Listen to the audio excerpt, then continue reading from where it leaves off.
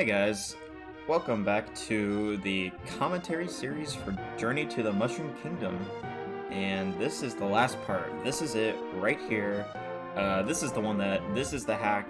This is my hack that I've been waiting to go into detail about the most, without a doubt. Yeah, just to jump right into it, I want to get this started, and this should be a pretty fun experience because I have a lot to say about this one. There is no shame with this hack like there is with King Boo's Revenge, the previous one. Yeah, I just want to gush about my experiences making this hack and what it was like going through the whole process. So let's get into it. So, this is Journey to the Mushroom Kingdom 3, Mario and Moonlight's Quest. I don't have a good abbreviation for it. It could be JTTMK 3 or just Mario and Moonlight's Quest. I don't know. But either way, this is without a doubt the most story-focused hack, and there is the introduction of a brand new character. It is Moonlight.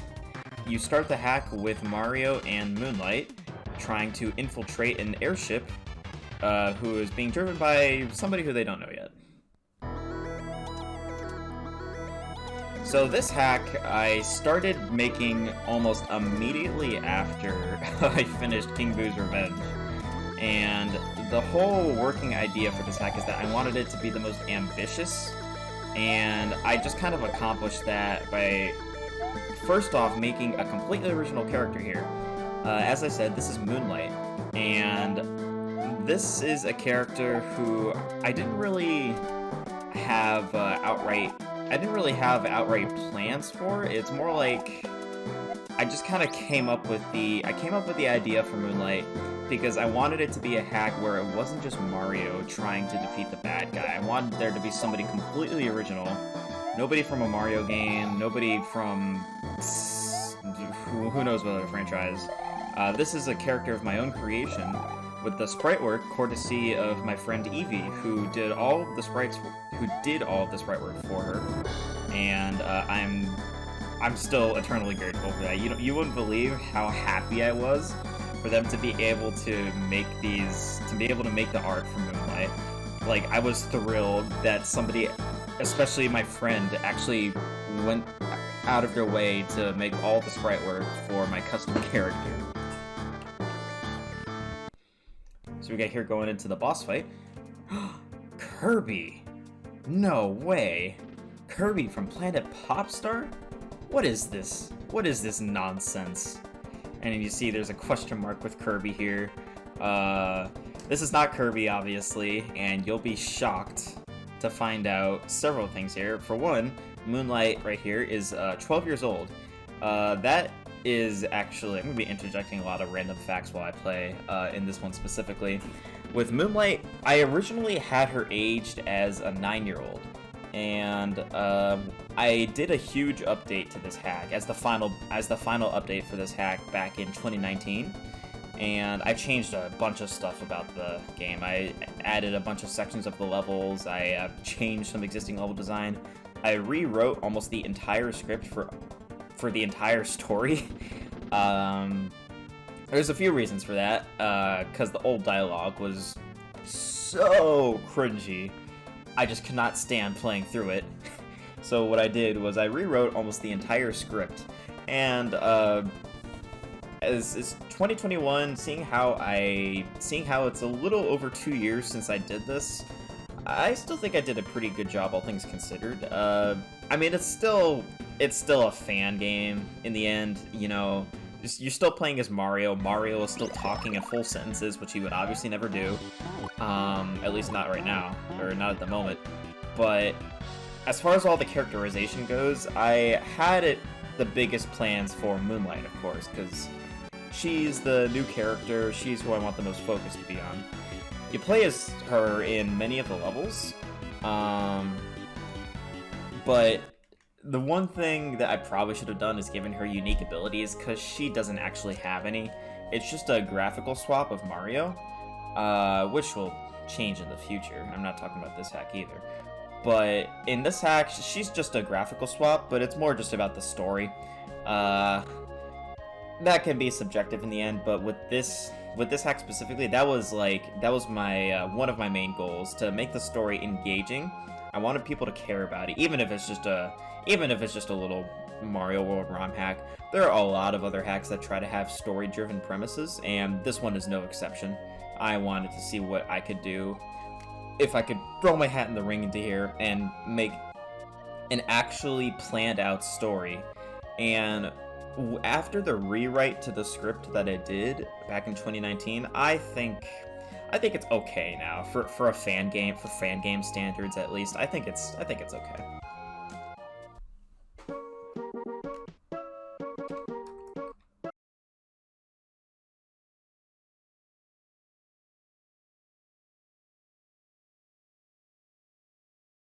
So with this hack, there was also the whole issue of originally you couldn't actually skip the cutscenes. I had to add this little this original skip scene thing was here in the original version, but then I had to add this extra text that showed you how to skip all the cutscenes. I had to implement that into every cutscene individually. There's still a few cutscenes that you can't skip due to they're too important for the story. But 90% of the cutscenes you can skip now.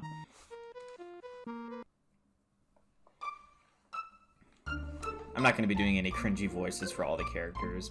You could read the cutscenes yourself if you want to, but the whole idea of this hack is basically King Boo is back yet again somehow. I don't ever actually explain it.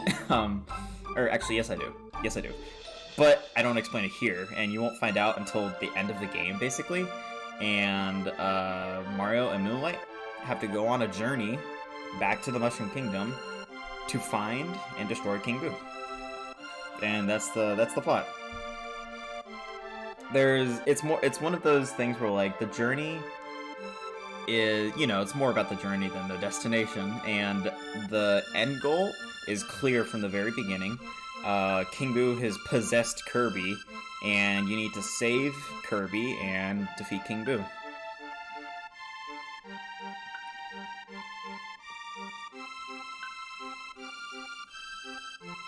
Another journey for nothing, huh? Stupid Boos.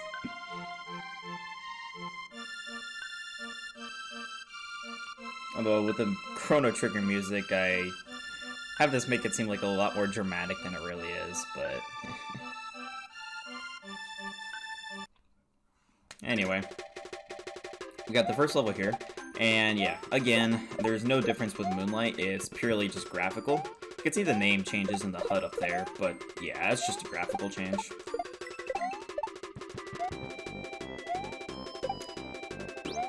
I remember making this hack, it was a weird experience, because without a doubt, I put the most effort into this hack out of all three, and originally, I felt like it was going to go down the same path as King Boo's Revenge. That's just what I'll call the second hack from now on, because that's its subtitle. I thought it was going to go down the same path as King Boo's Revenge, in where, not about the whole stolen content thing, but more just, I thought it would be pretty unoriginal. I tried to put a lot of work into not only the story, but I wanted it to feel, unique, where it doesn't, this hack doesn't have a crazy ton of ASM or any super cool effects or anything. It's a pretty standard platformer, but I wanted it to stand out from the rest of the standard platformers on SMW Central.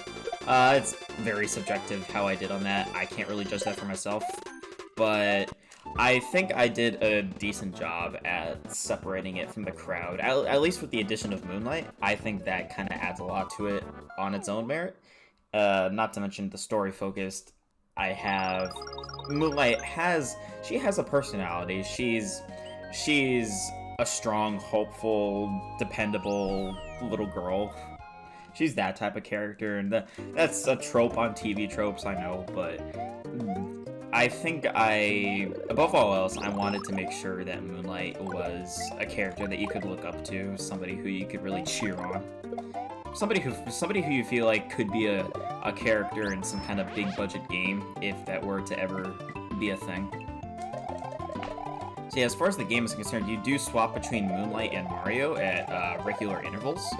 I tried to have an even balance of Moonlight versus Mario, though I think towards the end of the game it starts to become a little skewed. I can't quite remember why I didn't just have an equal amount. But to get into the gameplay aspect, I don't know if anybody noticed, but you might notice in general that at the top next to the name, Mario Moonlight's name, there is a counter there that replaces the Yoshi coin counter. And what that is a side quest. And that side quest is there are 9 special keys hidden throughout every world in the game. If you find all 9 keys, called the 9 strange keys, you unlock something, and I won't give away what that is yet, because I will definitely not spoil. I'm just kidding. It's a secret bonus level that adds some stuff to the story, and that'll be interesting to go over when we get there. This Switch Palace right here is... I'm gonna be completely honest, this Switch Palace is like the one part of the game that I think is kind of completely pointless, because it does nothing. I'm not even kidding, it literally does nothing. You don't have to do the Switch Palace at all. I was originally planning on the Switch Palace there to have story significance, but I ended up figuring that'd be kind of dumb. And I just dropped the idea, but I didn't really get rid of it on the world map for some reason. I don't remember why. I guess I could have done it for the update, but I don't know. I didn't. I updated the text from when you hit the Switch, but that's it.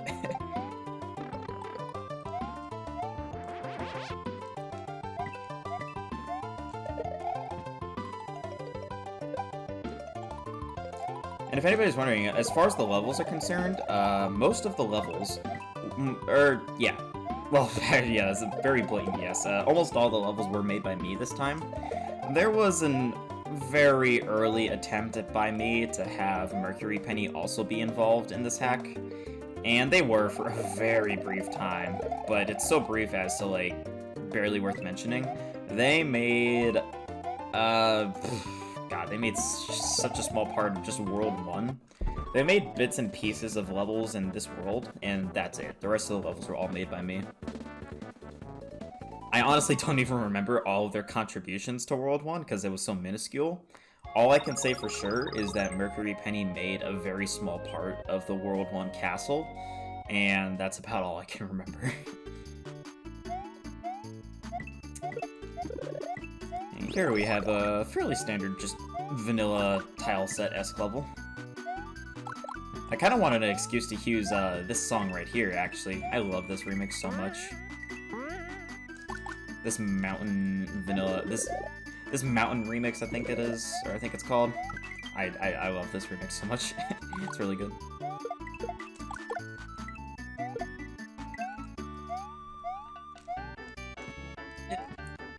Alright. So you see, there's the first strange key. And how do you get it? Well, take a wild guess. Oh man, it's a fake part of the pipe. Get up there. You found one of the 9 strange keys. There is a hidden door that can be unlocked after you obtain them all. But what is inside? Ooh, that is a good question, me. I hate the fire. Right.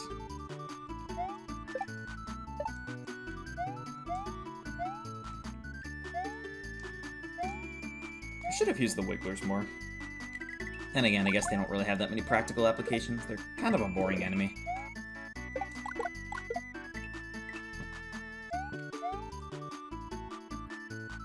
Oh, almost got hit there.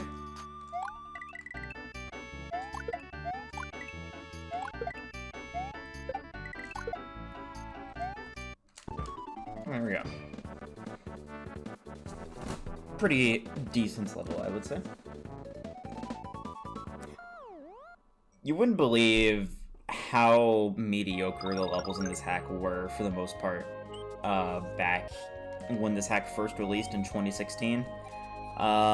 This is definitely the definitive version of the hack. I really don't recommend anybody go out and find the 2016 version. I mean, it's out there, you can find it if you want to, but I really don't recommend it. This is the version of the hack that I want everybody to play. If you ever play this hack, play this version that I'm playing right now. I'll probably leave a link for it in the description, but yeah. There are other versions of this hack. Don't play those. I mean, you can, there's nothing stopping you. I can't stop you, but I recommend you don't, and you play this version instead. Unless you really want to go back and see the history of the really cringy old cutscenes and the really bad level design from the original version. Now here we're at the secret exit. It's not Yoshi's house, it is Grez's hideout. If you have business with me, go in the door on your left. If you have no business, I hope you see yourself out. This cave story tile set. This level was, or this wasn't really a level, but this area was supposed to have a background. I think it was a tile set from Super Mario Advance, but for some reason I couldn't import it correctly, so it's black, but I guess that kind of works better with the cave story tile set anyway. So, who is in here? Well, ignoring the poorly ripped paper jam sprite aside,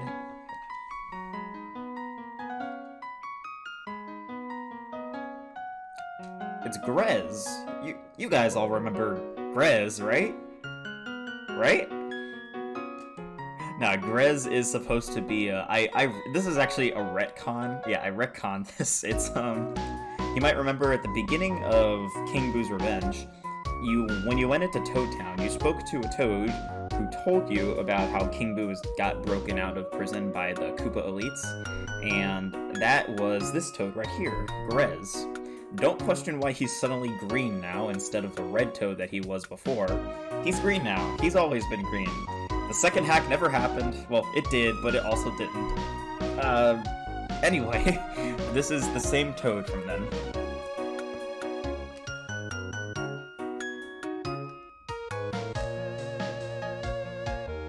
Maybe he's met the princess or something. Yeah, so the whole point of the Grez character, I don't know. Well, it's spoilery considering how short the hack is. For the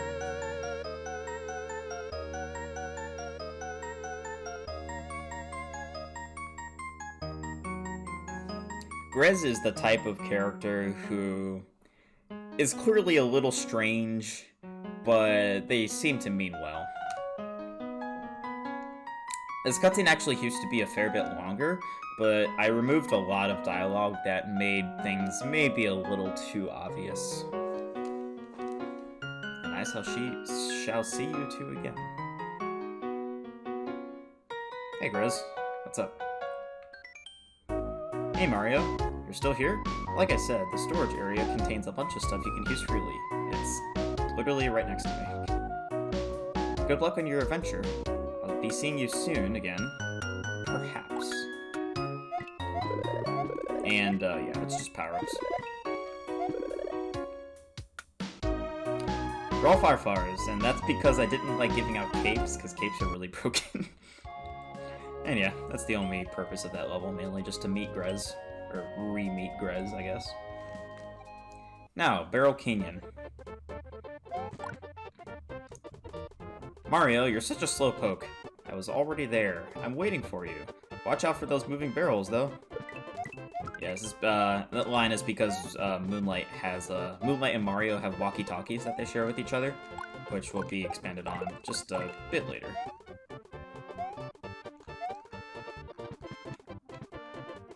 I wanted to make this level built around the barrel enemies, because I thought that was a really neat sprite when I saw them in SMW Central, so I wanted to make a level based around them.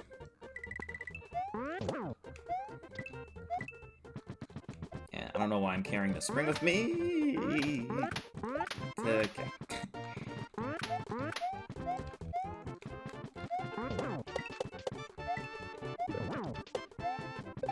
How did I not get hit by that? Why am I so careless? Oh, nah, it's just a one. Yeah, that's why I put the coin there. Maybe there's a better way to tell the player that it's not death, but... Yeah. Oh, okay.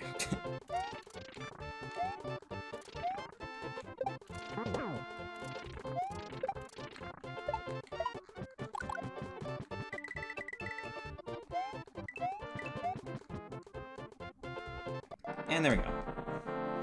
I believe I had to use the gold sphere because the gold tape sprite was glitching out. At least I think that's why. Not that it makes too much of a difference.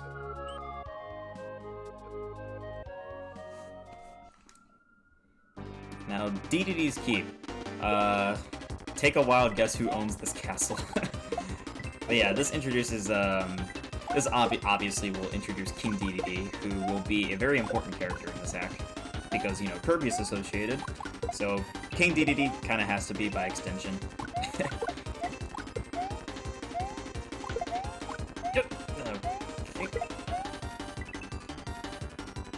And the arrow's there for a reason. I wanted to make this little section as a reason to finally use the Layer 3 crushers here. This was actually my first time ever using these, so this section is pretty basic, admittedly, but I think it's serviceable at the very least. If anything, I was just trying to copy the way it worked in Iggy's Castle for the most part, but I suppose it works.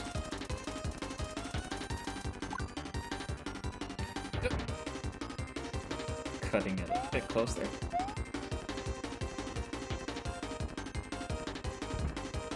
Ah, Moonlight ain't afraid of that. Nope.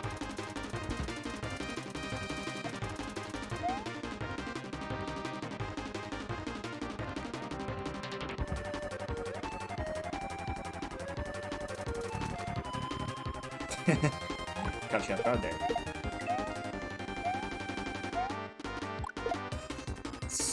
Sayuri. Huh. Ah, they sound like a loser. Careful with these little crevices here. I really should have put more Kirby-themed enemies in here. Oh well.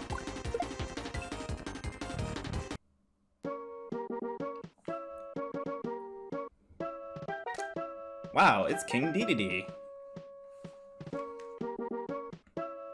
I am aware that his sprite clashes quite hard, but well, it's too late to change it.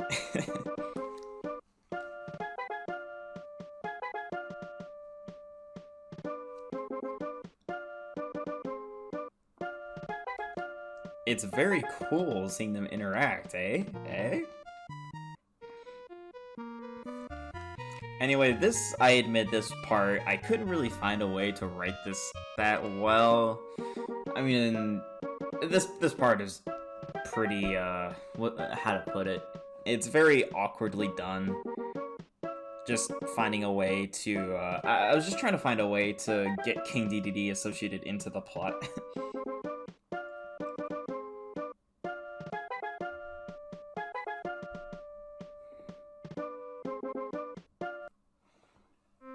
Yeah, it cuts off there because he is angry, and that's really the only way I could think of to get him to be associated with this.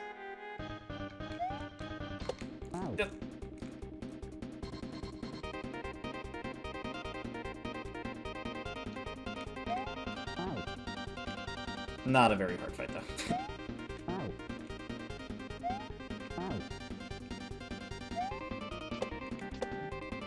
Come on.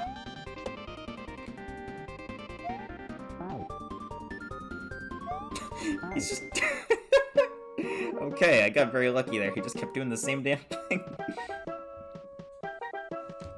Take a chill pill, dude. Be glad I went easy on you. You haven't even seen Moonlight's full power.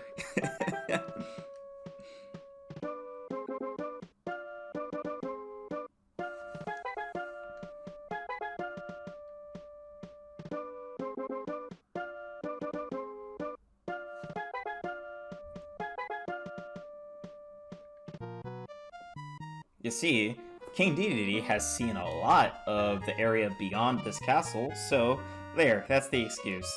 We give him one of Moonlight's walkie-talkies, and in a decent amount of the levels, he'll chime in at the beginning and give the player a hint about what to expect or how to avoid some of the enemies there. And I just thought that was a neat little way to include him into the plot and have him be recurring. The way I had to integrate is where King Dedede's castle is actually the only castle in the game that doesn't like self-destruct after you beat it, because you know King Dedede is still in there giving you advice. So obviously I can't have the castle be destroyed because that wouldn't make much sense. And here's World 2. This is your beach world. I was really looking forward to making this world because I had never made a beach-themed world in a hack before, and I was really excited for this one.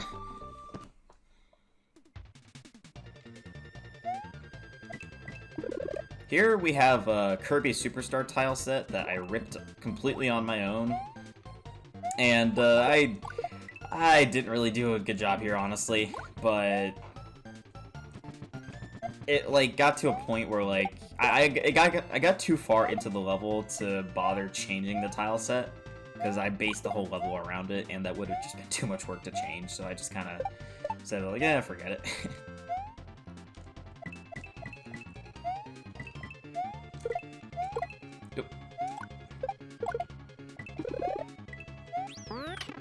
Oh, frick.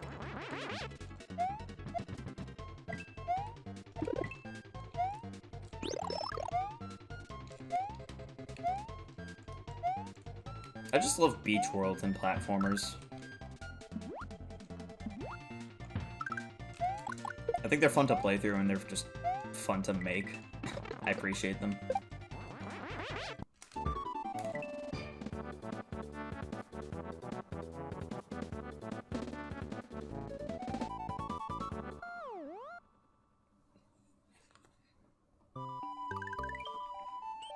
Now we have the Ghost House, House of Spooks. I hated this mansion. Ghosts are not my cup of tea, you know? Ghost rings and ghosts in general? Yikes. And you see, you start the beginning, and there's one of the strange keys. So, we are going to get that first. Oop, that was quite close.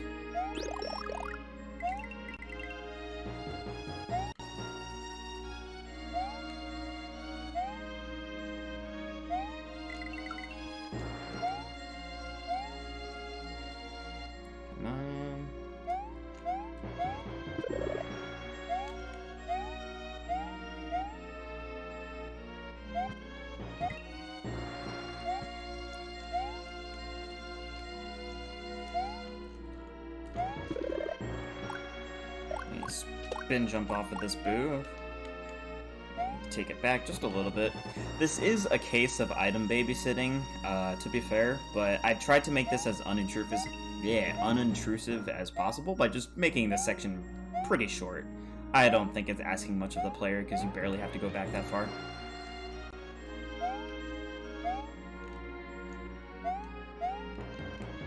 I can press it right now.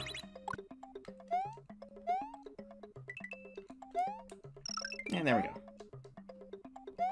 It's very subjective, obviously, but I think it's my personal opinion that item babysitting, it can be okay if you use it in a way that makes it not too intrusive to the player. If it's just for a really short section like that, where it barely takes less than 30 seconds to get to where you need to use the item, I think it's okay. It's only excessive, I think, if it takes up like the entire level. Like the whole level is focused on item babysitting. No, those are awful. I don't make those anymore. Nobody should be making those anymore. But if it's for a small section like that, I think it's fine. At least I never had anybody complain about it after that update, so there's that.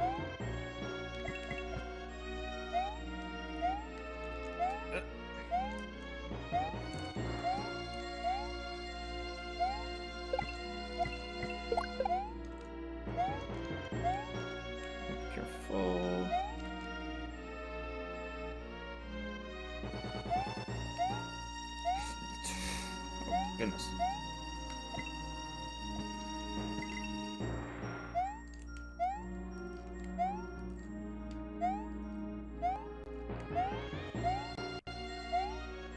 Hey there, Bubbles. Nobody really uses those sprites that much, do they?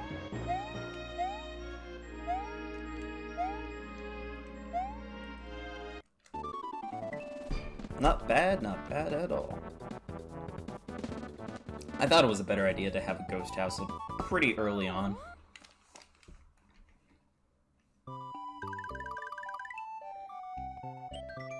Beachy Blues.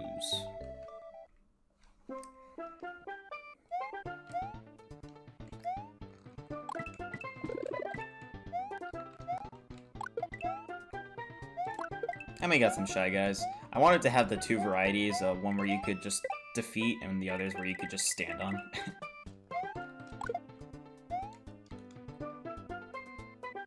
Oh, that's fun, huh? And the next key... Aha! Right here. 6 left.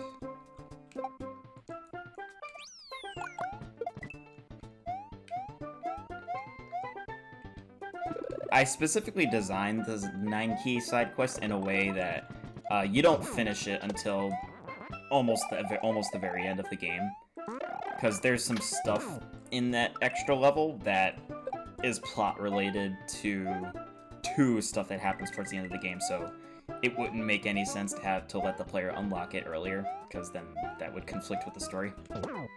So you don't unlock it until the end of the game.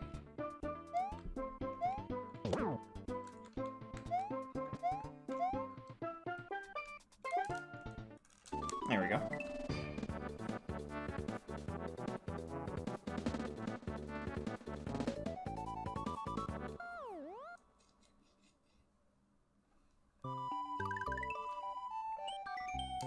And here is not a cave level, but rather a factory level. This factory makes my head spin. The entire floor is like one big trampoline. What the heck do they even make here? That is a very good question, because I wouldn't be able to answer that. But no, this level was actually really fun to make. I had a great experience making this level, because I specifically asked, it was in an IRC chat, which, on one of the SMW Central IRC chats, which, you know, nobody uses IRC anymore, it's all Discord and whatnot, but back in that time, I was asking a group of friends, hey, I want to make a factory level. What should the gimmick be? And I think it was my friend Moran? At least I'm pretty sure it was them, if I remember correctly, who suggested that I make the whole floor, like, bouncy. Like, I make the whole floor just one big trampoline. And I took that idea, and this is the result.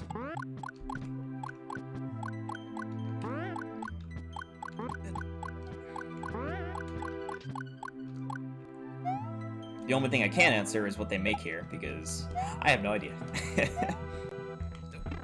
Ah. That was cutting it close, I suppose.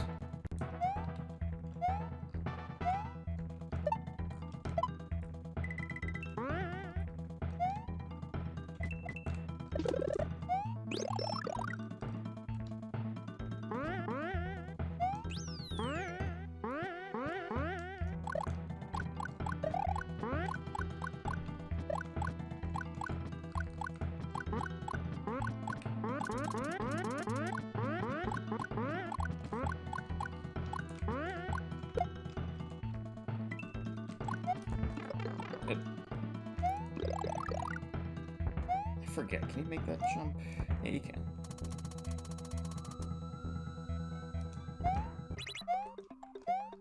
Alright, go.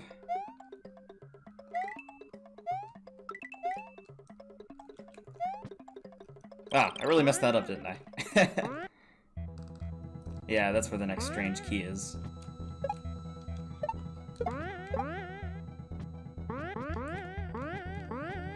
Pretty sure you can still get it from down here, if I recall.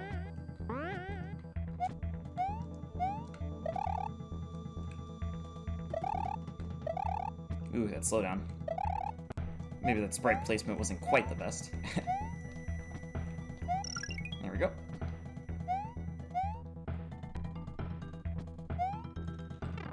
Alright. Oh. Ah. Well, that's something I messed up. That's funny. I forgot to change the, end sprite to be, Moonlight. That is something that's easy to overlook, to be fair, because I had to use a patch for that. Yeah, and the bonus game here, too. There were a few things that I overlooked, to be fair.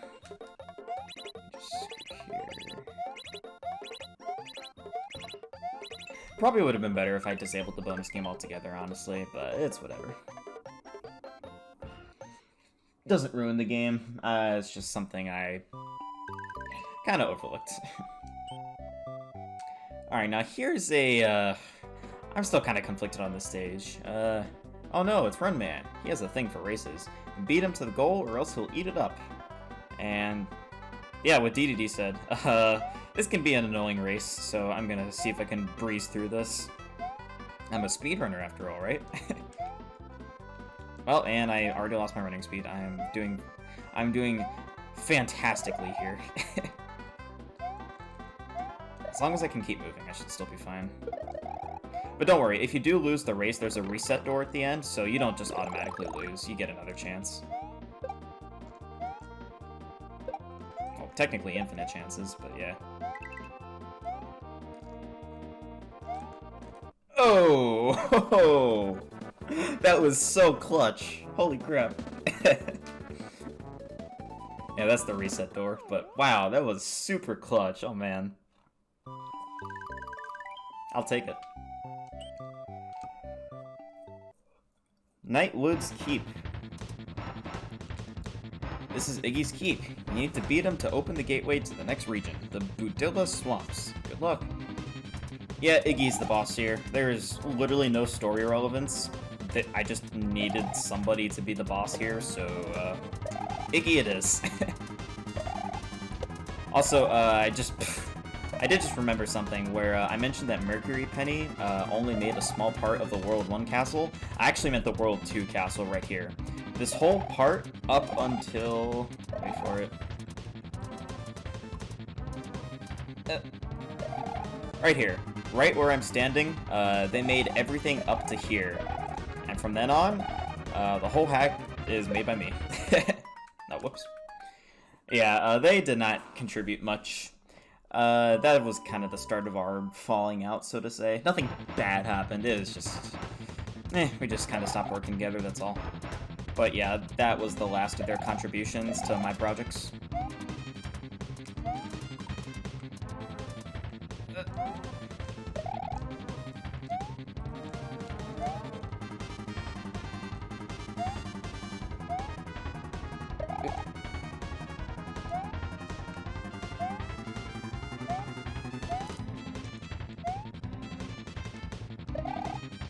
And you can see the tap-taps are still here, even though we defeated their boss in the last hack. How dare they? How dare they come back?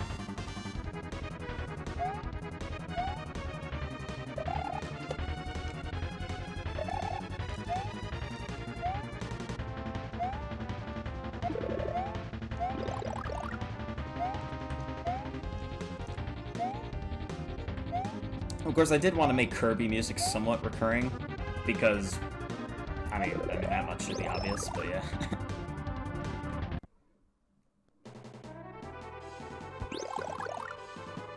And here's this really awful Iggy boss.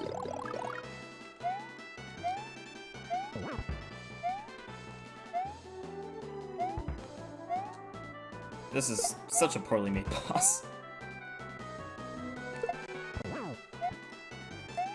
The hitbox is completely whack, and it behaves very oddly. Yeah. And the sprite glitches when you defeat it, yeah. I really just needed an excuse to have a boss for this world. I'll have to think that stuff out more in the future.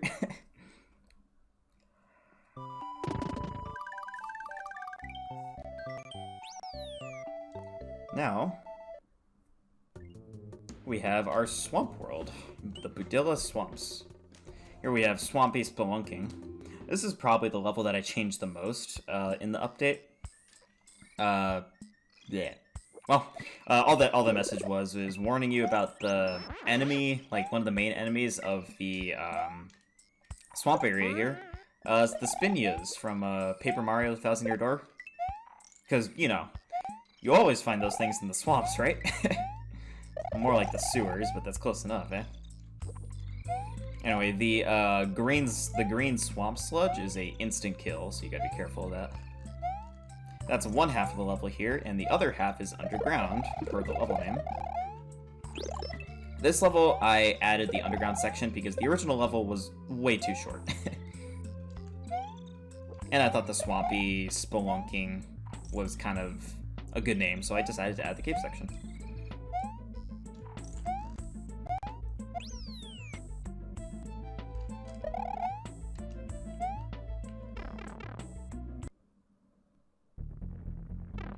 There we go. And Mario being in here is intentional, actually. It's not a... This one wasn't a mistake, like, oh, it should have been Moonlight? No. This was intentional. It was kind of hard to do, to be fair, but it was supposed to convey... Stuff like this was supposed to... It was like my attempt at conveying that Mario and Moonlight are traversing with each other at the same time, kind of covering different parts of the world as they travel. Kind of a sloppy way to do it, to be fair, but it was my attempt.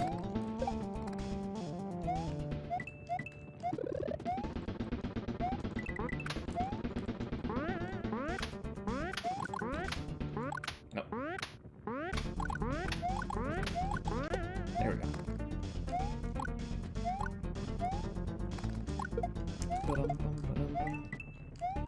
Pretty good original cave song. And...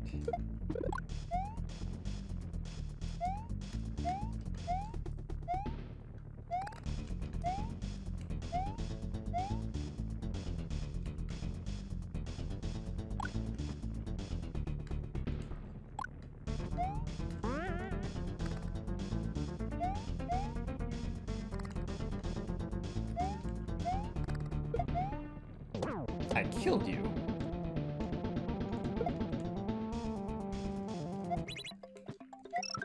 And 5.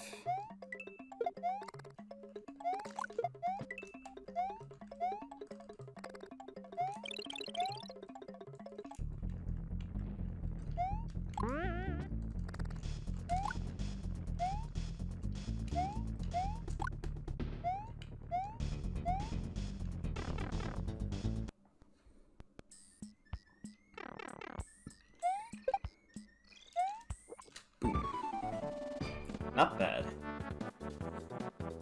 I don't think the cave section was too out of place there, so that was probably a good addition.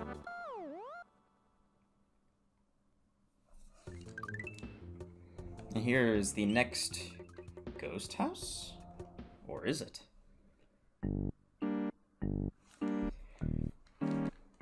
Here is the introduction of the next major character.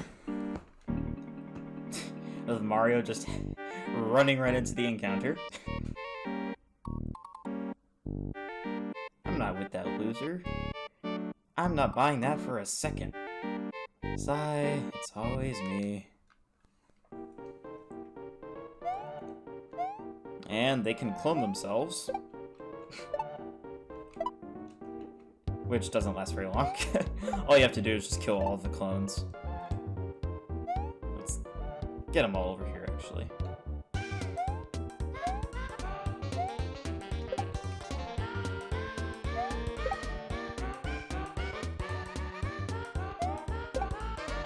You can see even the face that they make when they're coming towards you is like so half-hearted.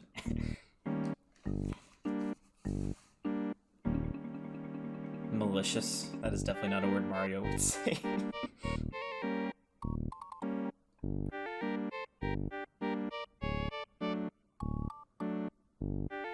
Anyway, yeah. This is Neferd. They are, you'll never guess how I came up with their name. Their name is just an anagram of the word friend. Yeah. But this is Neferd, and they are a laid-back boo who defected from King Boo some time ago and wants to help Mario and Moonlight out. As they say right here. This was... I should probably put this out now. When I originally made this hack, this was around the time when I was in my Undertale phase, and I put a decent amount of that influence into this hack. Neferd himself, I originally just had Sans in mind, although I tried to write their personality differently. Even the whole, like, talking in all lowercase, that wasn't even exclusively because of Sans. I more felt like that was like a realistic interpretation of how a laid-back Boo with a average kind of depressing past, like, I felt like that's how a Boo would talk, honestly. So I just incorporated that into their speech. I couldn't really think of a thought-out design for Neferd, and I am not a sprite artist, so I just took the original Boo sprite and I just added like a little white strand so you could tell Neferd apart from other Boos. And they also had that like blank neutral face on them.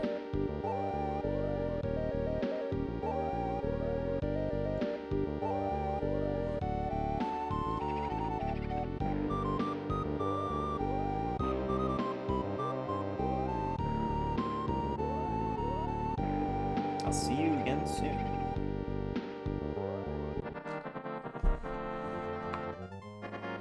That was one way to do it, but Neferd's an interesting character. Is that weird to say? I mean, it's my own game, but eh.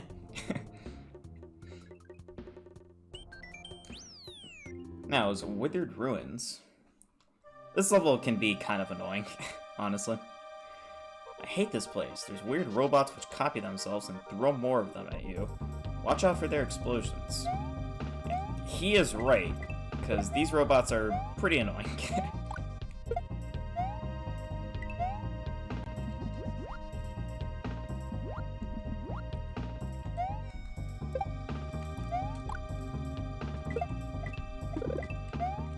Nope, I want to keep my cape. Oh man.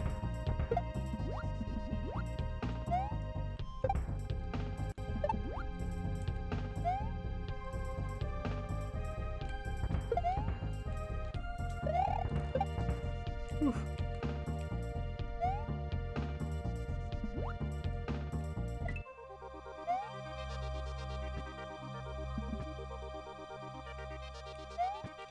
Oh.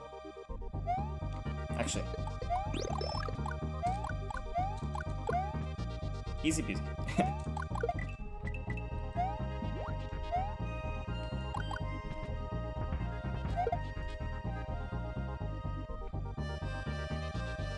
And yes, this was one way to make the exit.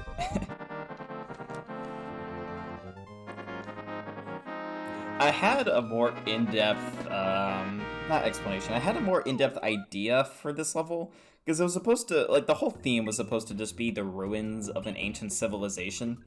Which, I mean, that's what it is, but I wanted to put more story into that, but I just couldn't think of any good situations, honestly. Anyway, here the ruins start crumbling for no discernible reason, and you need to make it to the end in time.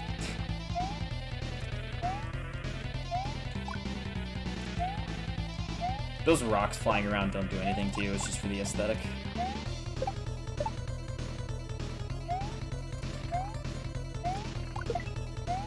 I kind of had to test this level to the extent where, like, I wasn't sure how much time I should give the player, but it does end up being very lenient. I mean, like, that was for Kiri. Oh! You see, I'm the definition of epic. But yeah, that level is pretty lackluster, I admit. I couldn't really think of a good idea to stretch that into a full thing, so it is what it is. But this is the level that probably has the most into it in this world specifically. Here we have a maniacal mech. Weird. I have no intel on this place. The screws in the back area, the blue. Does a robot live here or something? Heh.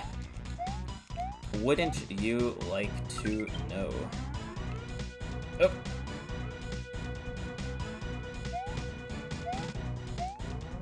So yes, a robot is here, but the question is, what robot?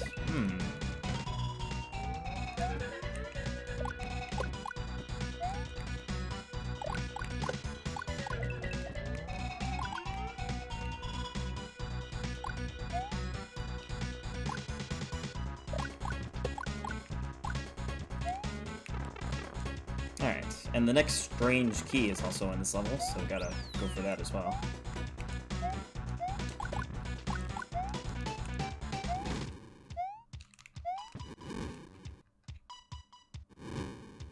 Careful.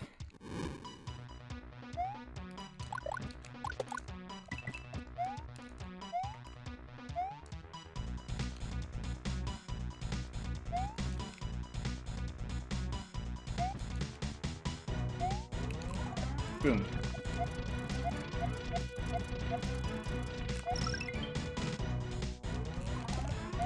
I probably should have made that more obvious, because I do specifically remember some people having a lot of trouble finding that. That seems to be the key that people often find last in the playthroughs that I've seen, because there's really no hint that there's a key up there. So I admit I should have done a better job of hinting at that key. But that aside, I know that players haven't had much trouble finding all the others, so there's that, I guess. Anyway, there's not a boss in this level. Instead,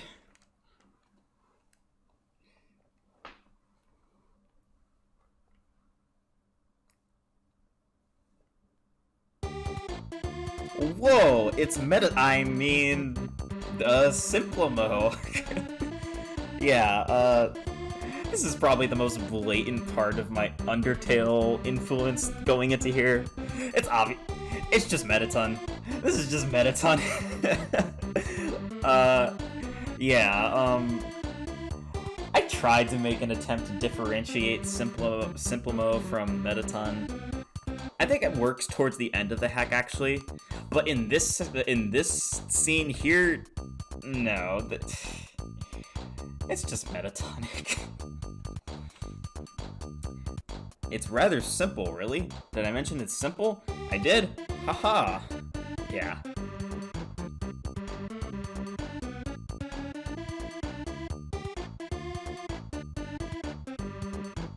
Whatever did I do to hurt you? Sorry, but everyone deserves a good brain. Taxing time, and that's why I'm here now. Why did I say brain taxing time? Anyway, you'll notice, or maybe you won't, but Moonlight is actually kind of peeved here.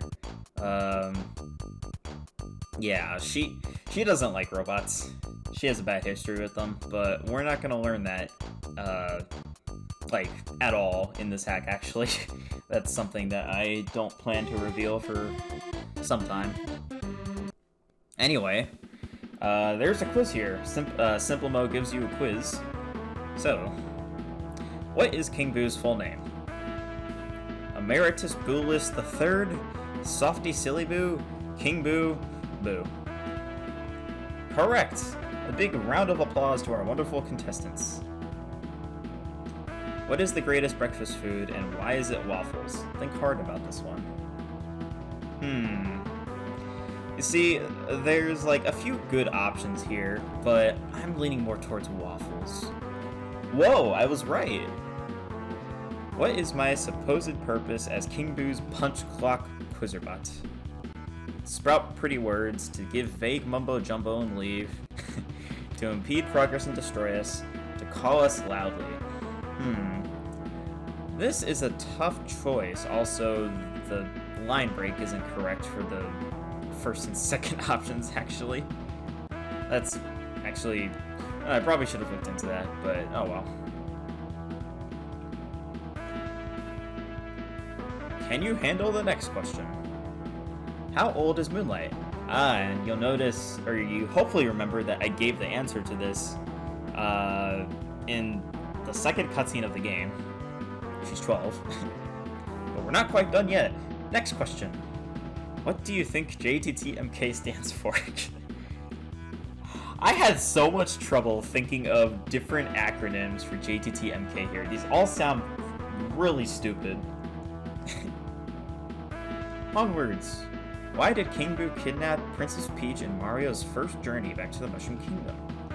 To force her to make him waffles so he wouldn't be lonely. Some nefarious, unexplained goal. So he could play video game NAS. Just 2 more questions. What is the name of this area? Creme Quay, Tropical Forest, Budilla Swamps, Backwater Hog. Now for the final question. Alright guys, put your thinking caps on for this one. In what year are you embarking on this journey? It's actually a trick question because SMW is referring to the original year that this hack came out, which is 2016. You two are really, something. This did not go well, and, well, I didn't have a backup plan either. I'm going back to King Boo. Oh no. Well, ta-ta for now.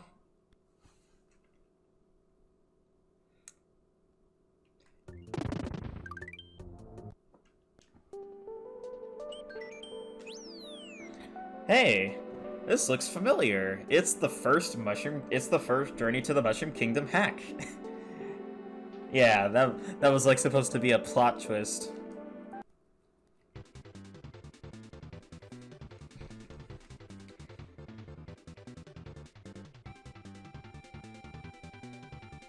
Besides King Boo and Bowser.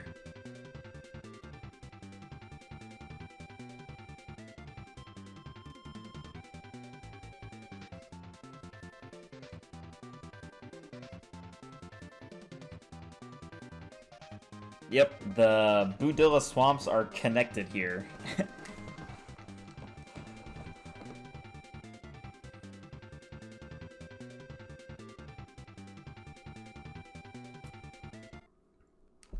I probably could have put a level there, but I couldn't really. Old Switch Road. Never before coming here have I developed such a hatred of Monty moles. They can live anywhere. And it's true. Check out Paper Mario the Origami King. Those guys are everywhere. Okay, not everywhere, but hey, one's a merchant. That's pretty good.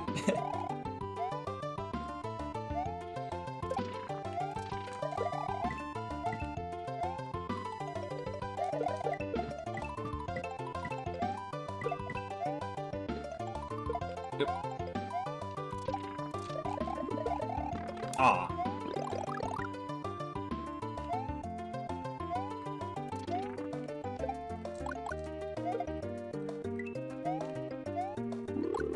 Oh, that was close.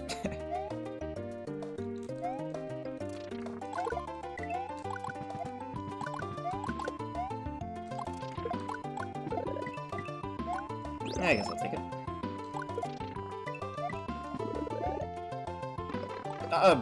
No. No, that was close.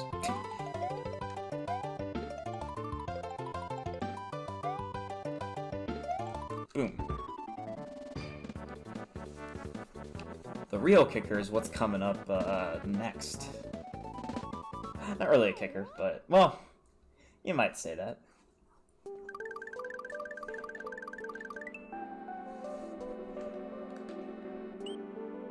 Where it all began.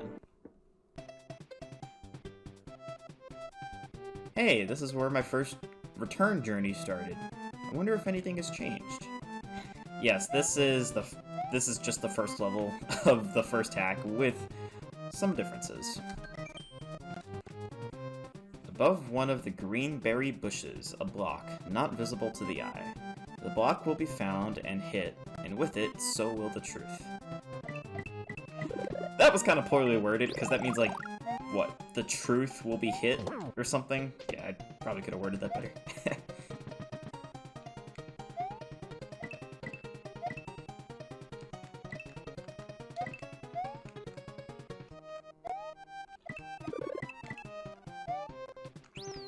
Checkpoint.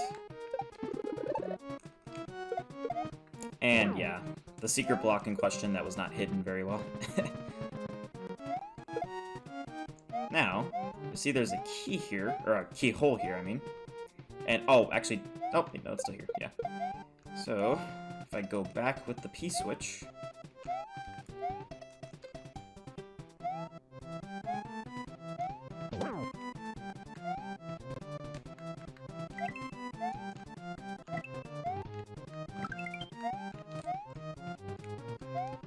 The one use for the Yellow Switch Palace, because you can't get this key without it.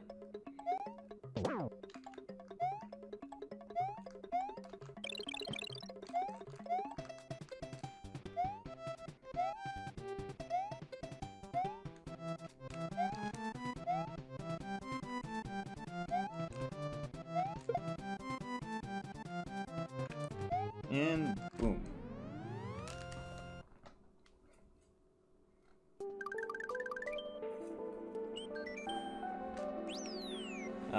Revelation, but I'm actually going to do the normal exit here first.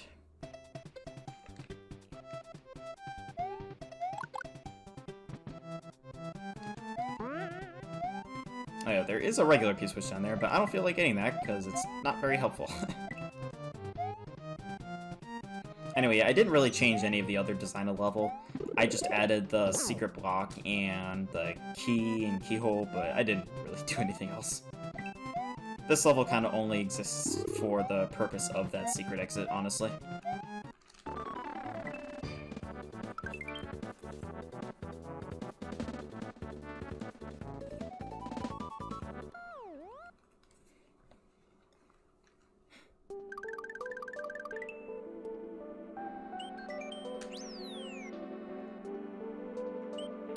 Well, no time like the present. Revelation.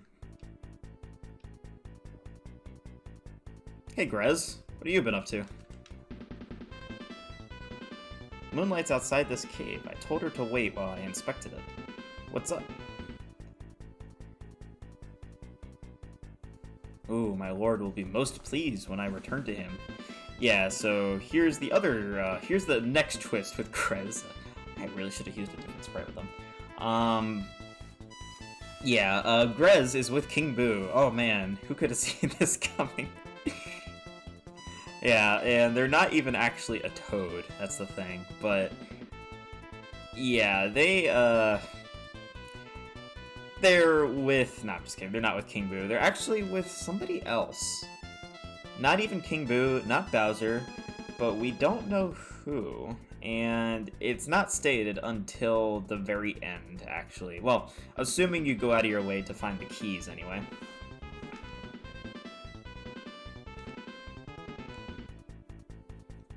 Here I thought it might be simpler if I explained myself.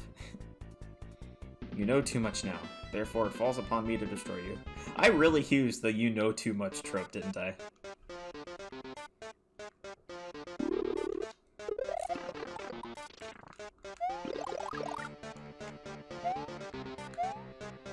I will say something, though they are not associated with King Boo, there was actually, well, they're not truly associated with King Boo, but, that didn't used to be the case. They did used to be just a King Boo lackey, but I forgot to edit one of his sprites here, where the balls he throws at you say KB on them, obviously for King Boo. I really should have edited that to stand for who he's really working for, but oh well. It's just a leftover.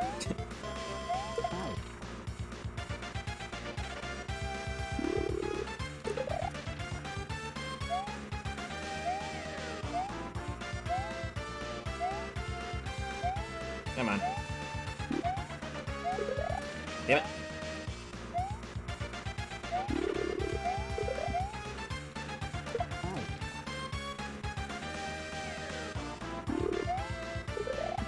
Oh, that was pretty good, actually.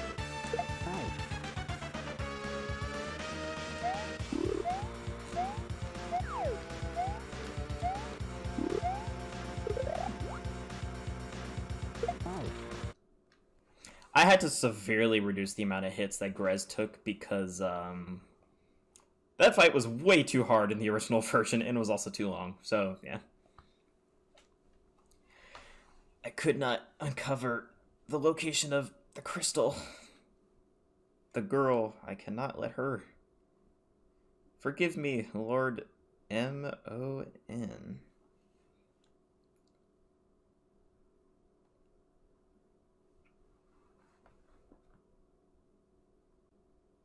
And here you have the option to tell her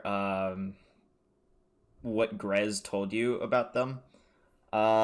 This doesn't have an impact on the ending or anything, unfortunately. I wish I could have done that, but I wasn't experienced enough at the time for that. But yeah, let's tell her, why not? I mean, it's canon that you tell her anyway, so, I mean, I don't know why I bother giving the option. The illusion of choice, I suppose. Or if you're doing the speedrun. I guess.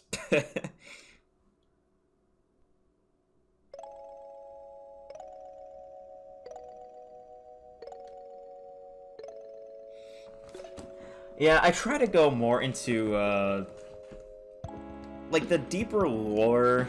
There's more of it. I came up with a lot more of it than you might think.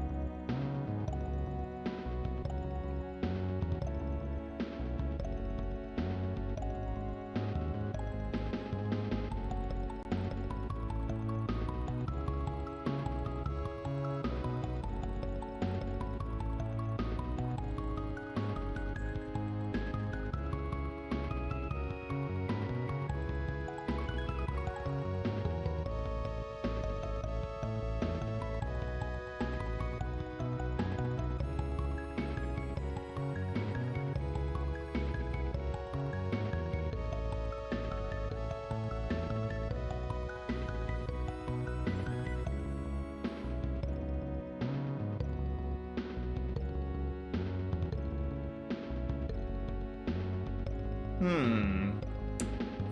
Hmm.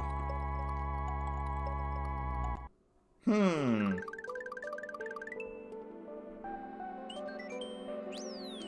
Huh. Beating that unlocked a path. I wonder where that path could be. It's probably nothing. Sit still pipes. Bombs and Lakitu and pipe Lakitus are like a week-old bread. Nobody likes them. They stink. If I were you, I'd get rid of them. I don't know where I got that week-old bread line from. That's funny, though.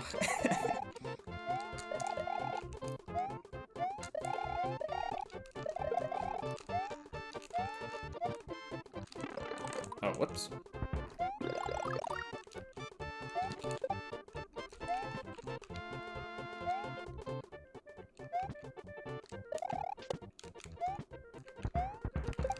Yeah.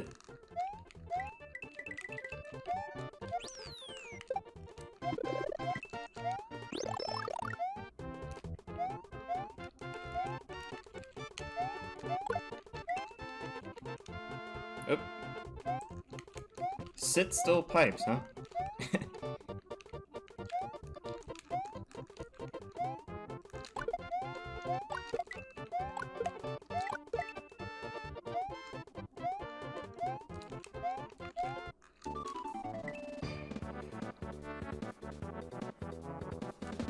Yes, those two levels are pretty just blatantly from the first Journey to the Mushroom Kingdom. I guess that was the whole point, being the homage world and all, but still. This level is original, though. Elite number 3, Greeley. You guys remember Greeley, right? Anyway, this castle level was added in the 2019 update, because this level did not used to be here. It was just a cutscene and a boss fight. And I thought that was stupid, especially after some people complained that there was no level here, which I agreed, so yeah, I added a actual level here.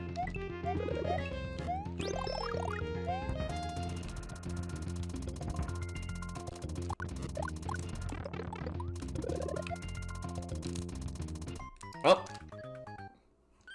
I don't know what I was going for there.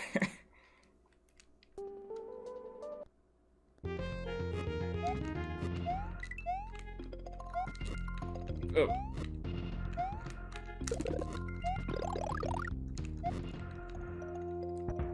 Careful. Oh! That was me. Darn it.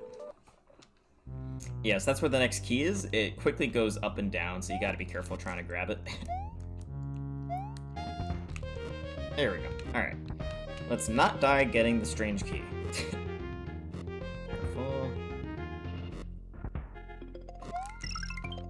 Easy peasy.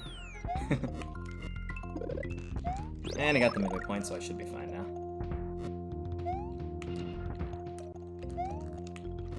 Oof.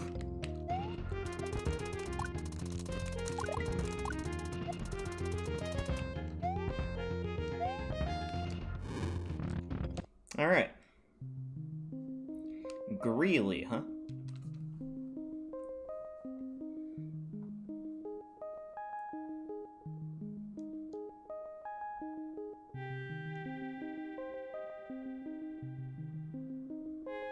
A lot bigger, too. This is weird, because, alright, so this is one of the Koopa elites that Mario faced off against in the last hack. However, I should have written this part a little better. I mean, for one, there's no reason Mario should actually know the names of the elites, and much less remember or want to remember.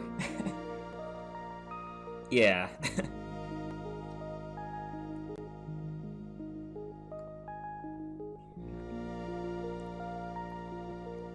Your oh-so-glorious king possessed a friend of mine and is going to use him for who knows what.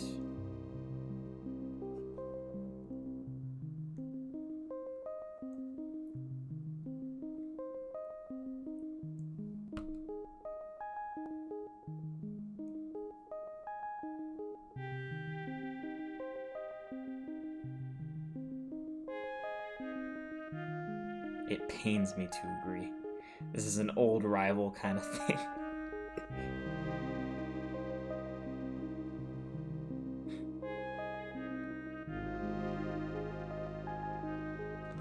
This character used to be incredibly different. Before they were supposed to be a prince, which made absolutely no sense. So I rewrote them to be a character that was like, their only purpose is serving their master, and if they fail their master, they have no meaning in life or no purpose in life. It's that type of thing. I thought that was better than the whole prince idea, because that didn't even make any sense.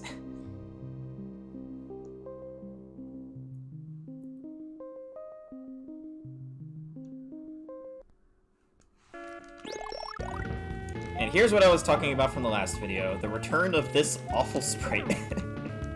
Thankfully, the fight's not very long.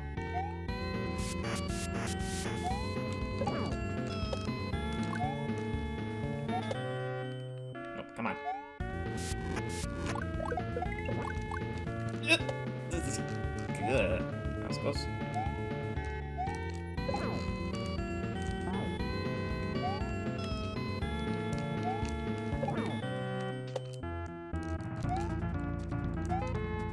Oh, you can just keep them looping around, can you? That's funny. Yeah, you can just keep them going. Yeah, because they have to touch the wall to progress. That's funny. Oh, come on.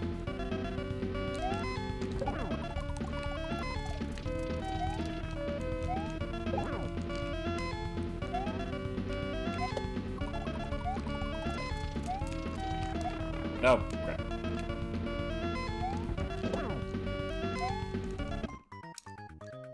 Well, I'm gonna cut to when I actually beat him. I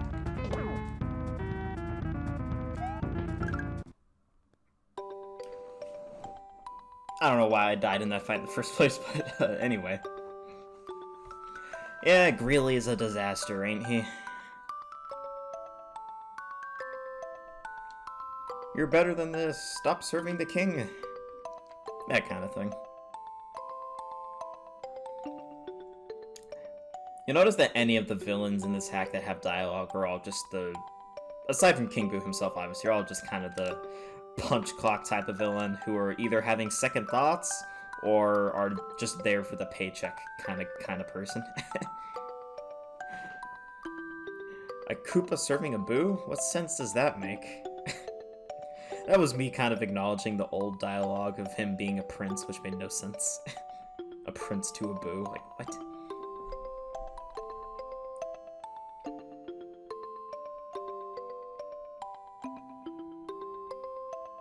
I'll see you soon.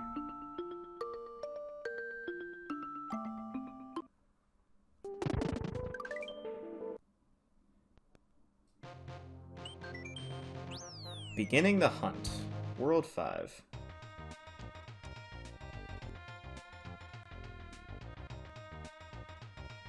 A letter on the ground. The time's come. We're all waiting for you at separate parts of these small islands. So yes, this is a world where each level is focused around getting to the end and talking to each of the main characters that you've met thus far. First up, we got DDD.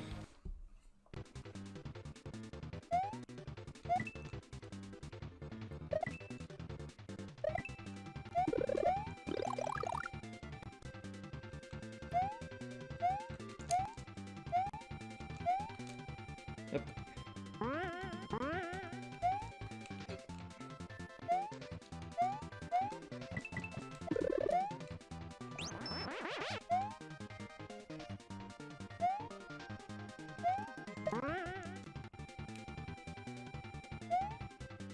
Gotta switch.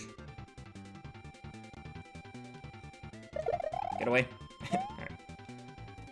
Actually, I can get rid of the coin. Yep.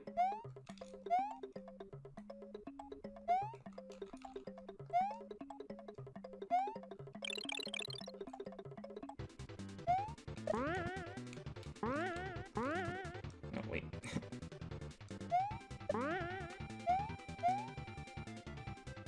And this one. Alright, just one more key. This is very close to getting hit there. Oh no. That was funny. Hey, DDD.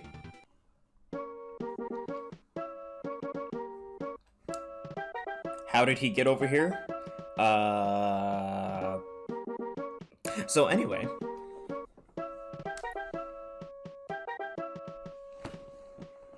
A few people.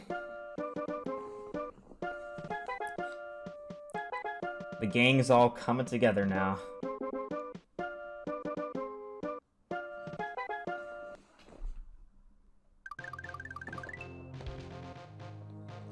And Ghost House, obviously in the Ferd.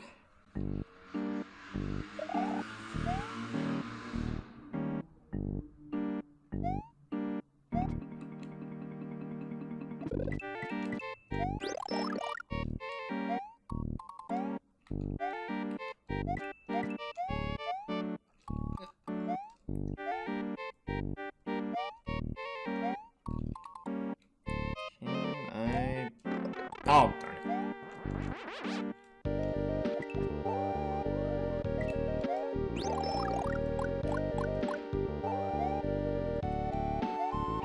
Ah, the Fish and Boo. That Fish and Boo used to be a little lower, but it was really frustrating to avoid, so I raised it, and now it's a bit easier.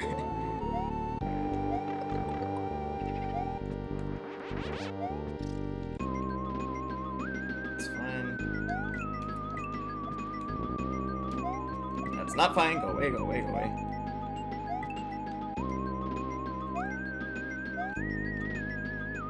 Okay.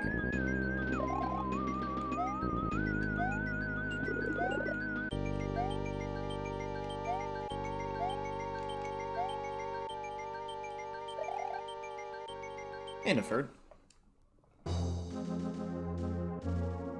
And now he's smiling. Aw, isn't that cute?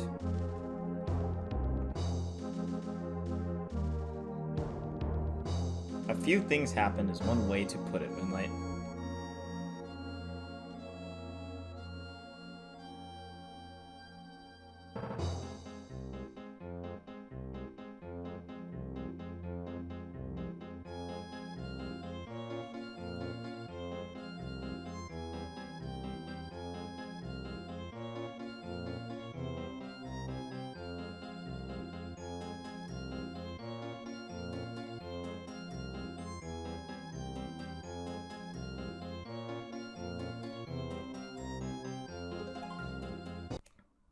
I'm shocked. Who is next? It's simple now. This level, I don't know why I didn't make this castle slash robot themed, because it's just a mountainous athletic level. I don't know why I did that, honestly. But it is. I could have made it some metaphor about how Simplemo wants more than to be a robot living in a castle all day or something, but it's just a mountain level for some reason.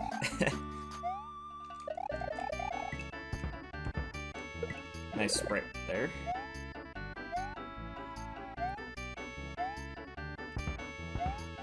Oh.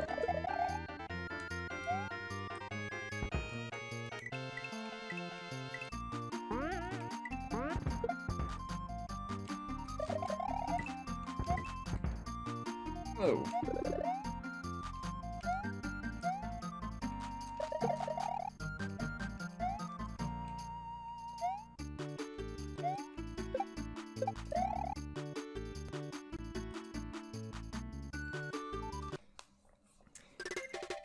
And if anybody's wondering, the Simplemo sprite I actually drew by myself. I mean, that was probably obvious since I said I have no sprite work experience, and that is clearly a sprite made by somebody with no sprite work experience.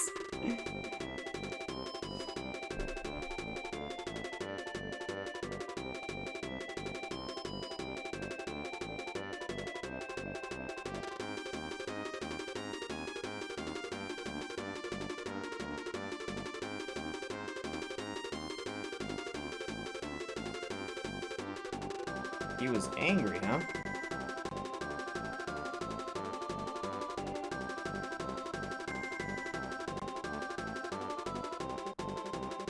Did he even read the instructions after he purchased me from my creator?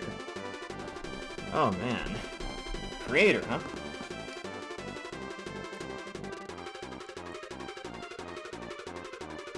And yeah, he's not with King Boo anymore.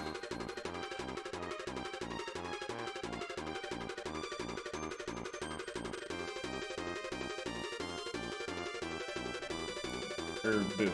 Dead person. Dead Boo. Whatever.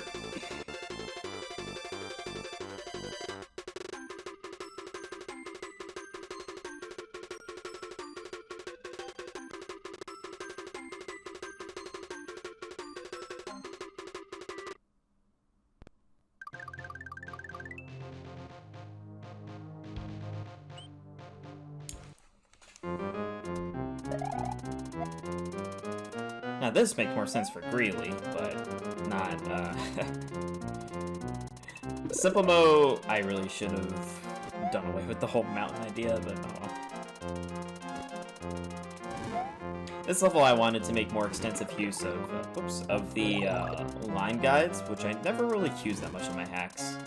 Not because they're hard to set up, I just don't use them that much.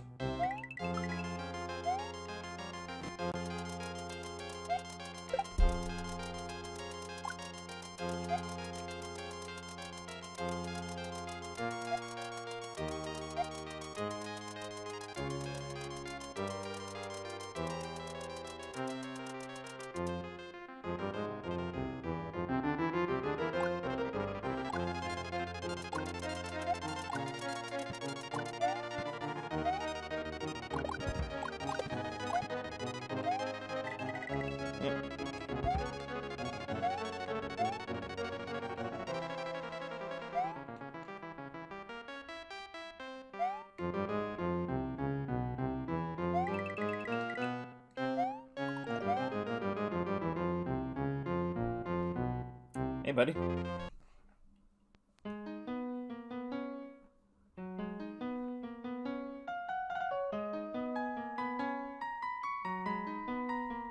It's Moonlight, Mr. Greeley. There's no one else like me.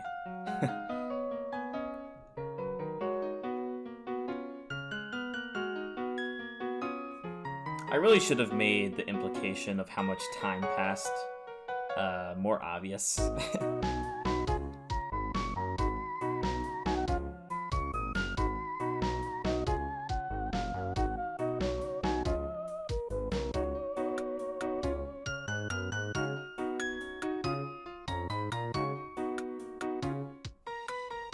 So, now that you've found everybody, it's time for you all to join up and rise up against King Boo.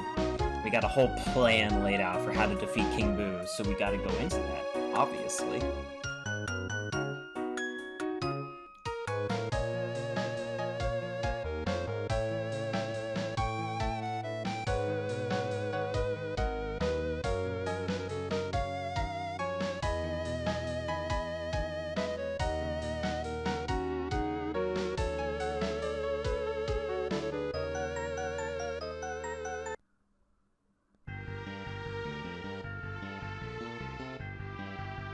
Alright, so we got the plan here.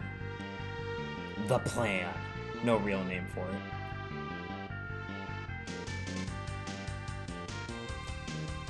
So, the plan is to infiltrate King Boo's, not really a castle, not really a palace, it's like a gigantic laser. I could not properly convey that on the world map, so it's just a big floating gray landmass. I'm not the best with overworlds, admittedly, so I just kind of conveyed that through this cutscene instead of what it really is underneath the ground. Basically, what is apparently happening is that he has a giant laser underneath the ground that when he finishes building it and then powering it up, he is going to aim it at the Mushroom Kingdom and completely destroy it. That's what we're told anyway. And then the rest of the world, because world destruction or whatever.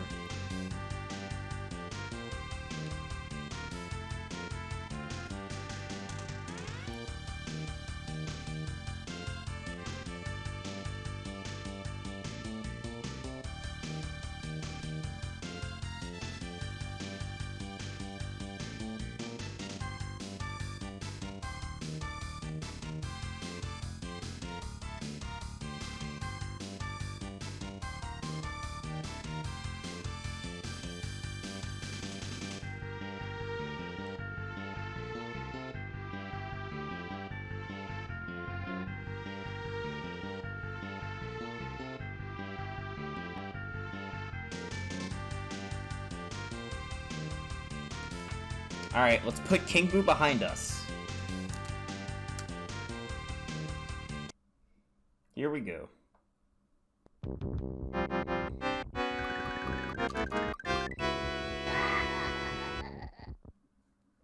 And yeah, I put the actual King Boo laugh in there.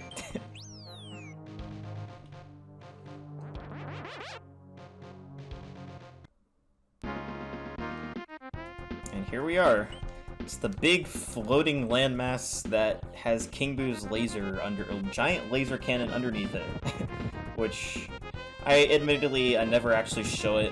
I really wish I could have found a way to do that, but oh well. Anyway, system heating. My favorite room. Sarcasm.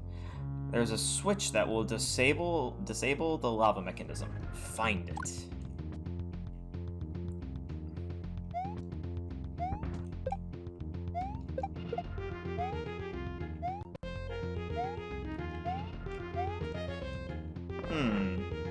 That's the last key. So, let's get it.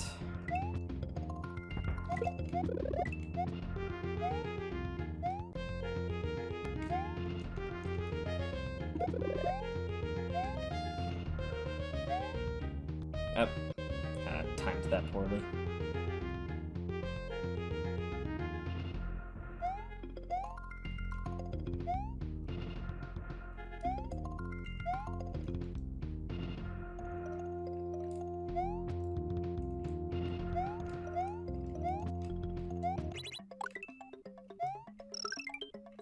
And there we go. We are done with the Strange Key side quest. And I will probably save that for the end, or close to the end.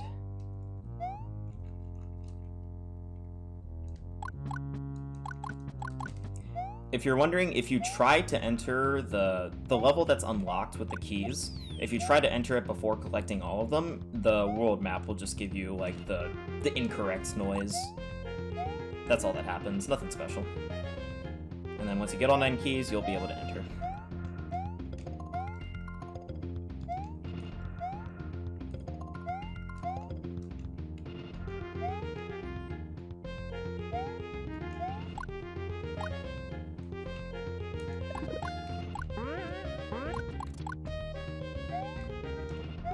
Get the spring here. Gotta take it to the top.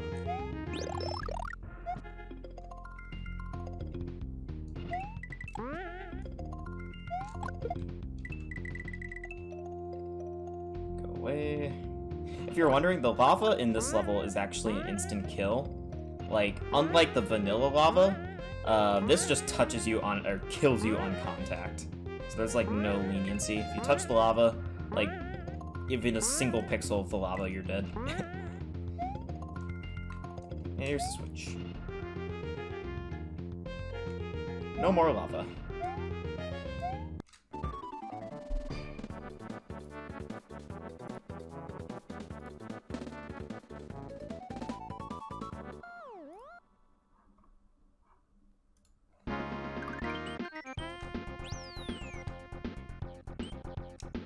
Backup power sector.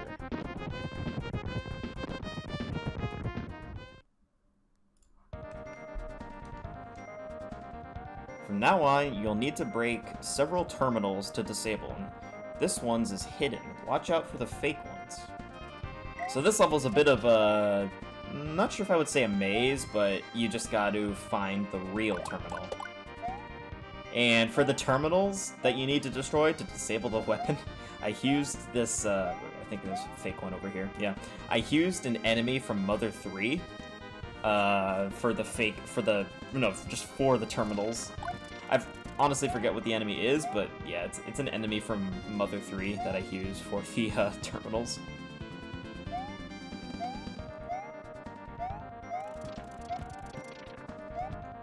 I mean, hey, they kind of look like what you would call a terminal, so why not?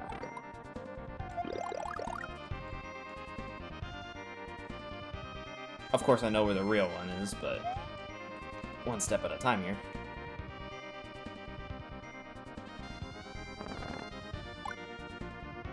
No! Careful.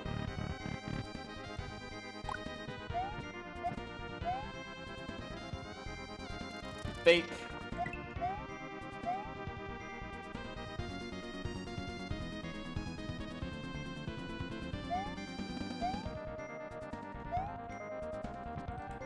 Oh. This is an unfavorable position.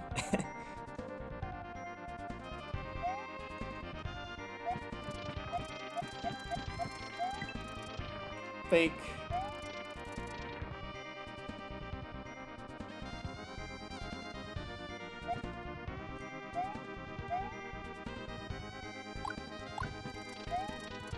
Fake.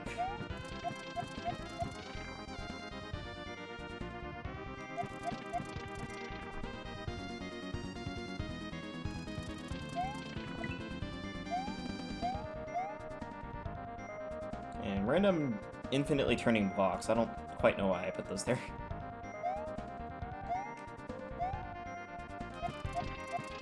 And what do we got here?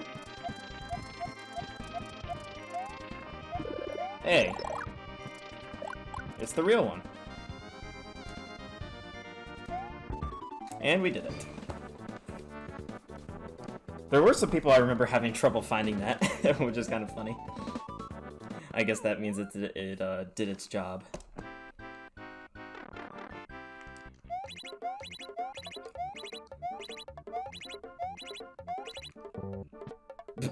Fail.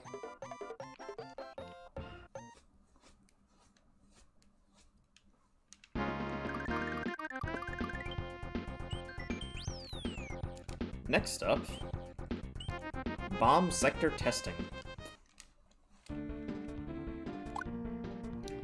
This is where the bomb function of the laser is tested. Explosions aplenty. Watch out for the bombs. Obviously.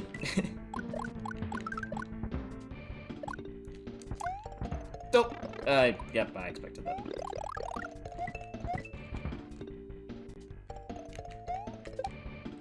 Probably should have changed the color of the background, considering the bombs kind of blend in. It's not really a good thing.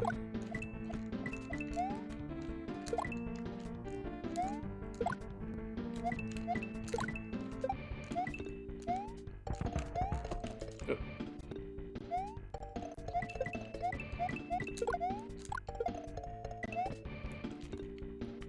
That was cutting it very close. I always like to be on the edge when I'm trying to land on those floating platforms there. The Hammer Bro platforms.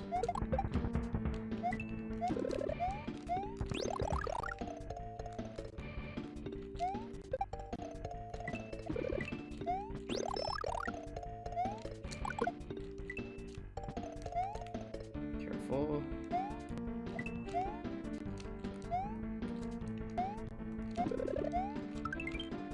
Actually got enough for the one-up.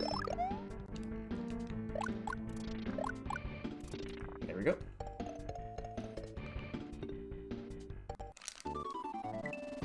That's probably the weakest level in this world, I think. It doesn't really have any direction, honestly. I probably could have done... No, I could have done a lot more with that level.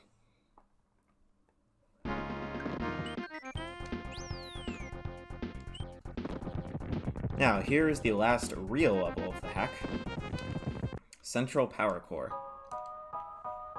Gee, I wonder where my inspiration for this came from. The Ferd said that this is the main place that gives the laser its energy. You better take care of this one fast.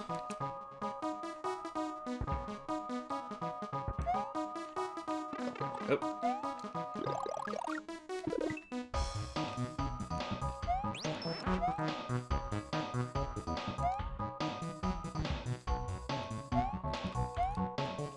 The background from Undertale, I did rip directly on my own. Probably should have done the X animation for it, though. Kinda looks just kinda weird being all static.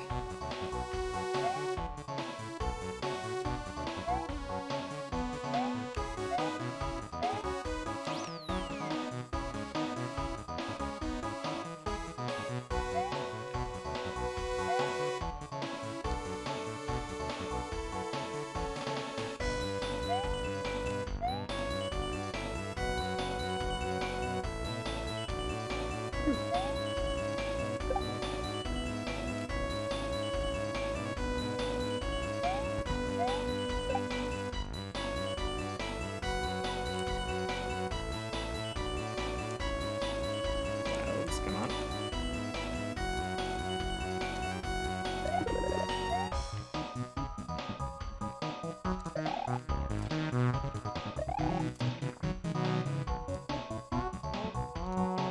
Next up, and lastly, is the terminal in King Boo's hideout.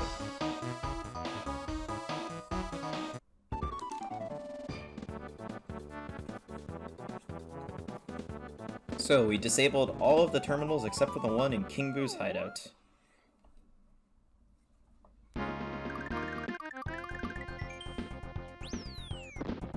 But before we go to the final boss, I want to now check out what you get for unlocking the 9 strange, or for collecting the 9 strange keys.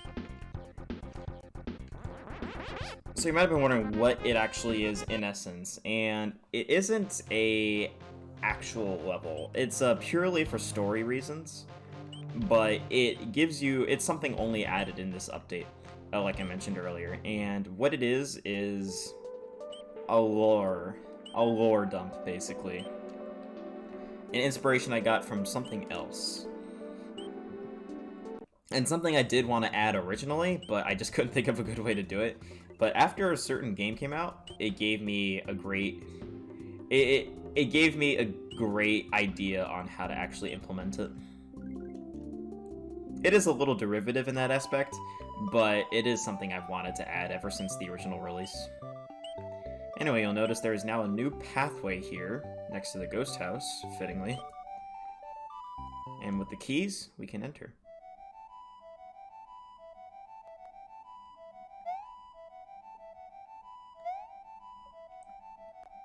Yeah, this does look a lot more ominous on real hardware on my Super Nintendo. But yes, this is not a level, rather this is a bunch of lore that you get by inspecting all of these different books. So, let's go through them.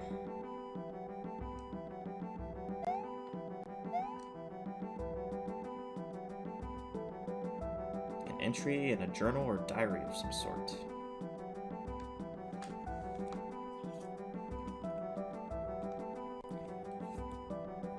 So these are different types of lore dumps that I really wanted to put in the game in a way that I couldn't put in the gameplay. Especially with characters like Princess Peach here. This is probably the best way I could have done it, honestly. Here, in this one specifically, you get a bit of lore on Moonlight herself, and a bit later on too. And then Mario. It's basically like the dynamic of Mario and Moonlight. I guess that's something I didn't really go as deep into as I could have, but that's for good reason.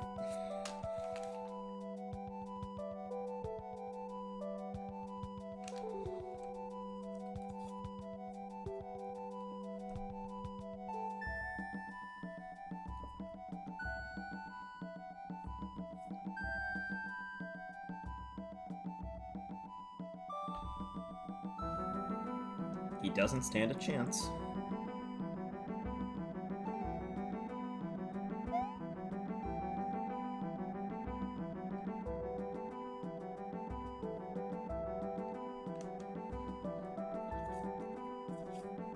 And now here we got Luigi, who only appeared one time in the previous hack for no reason. And here is like where I want to say his official, not appearance, but this is kind of what I envisioned, not the whatever I had in the previous game.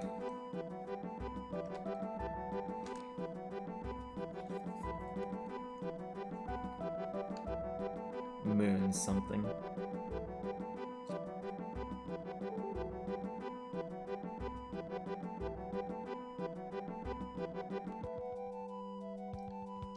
She sort of came out of nowhere. It's weird. She was wandering around Toad Town one day, and the princess found her and took her in.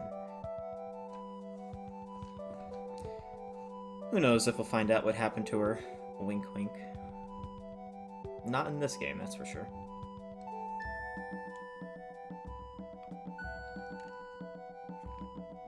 Maybe on the next adventure, all three of us can go. Unfortunately, that's not gonna happen. No Luigi.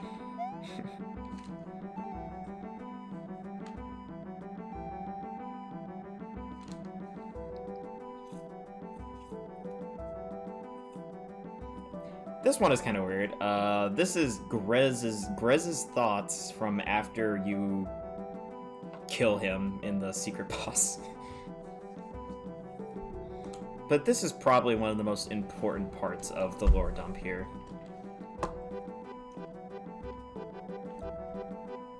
Could my master have been wrong? Even after peering into Moonlight's mind, he was not able to find anything about the crystal.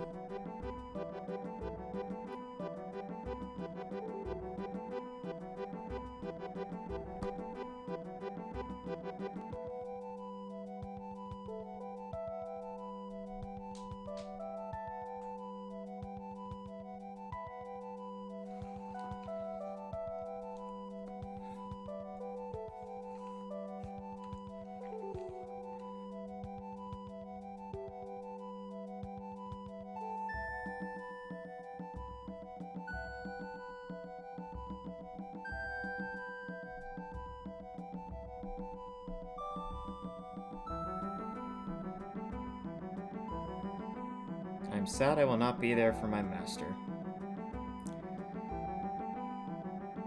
Forgive me, Lord Munichwins, and may your search finally be fruitful.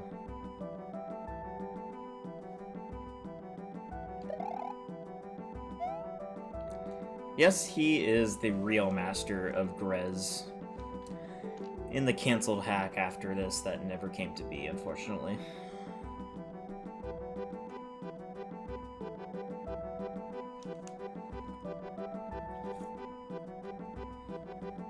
And here's Neferd. Man himself, Mario, the big guy. Well, not too big. He's only 24 or 25 years old last I checked. I only put that line in there because I remember reading somewhere where Miyamoto said Mario's only like 26, I think. So I just threw that in there. I wasn't very pretty as a human, and now as a boo, it's like I'm a white blob aimlessly wandering around the plane of the living. I'm sure that's how a lot of people feel right now, huh?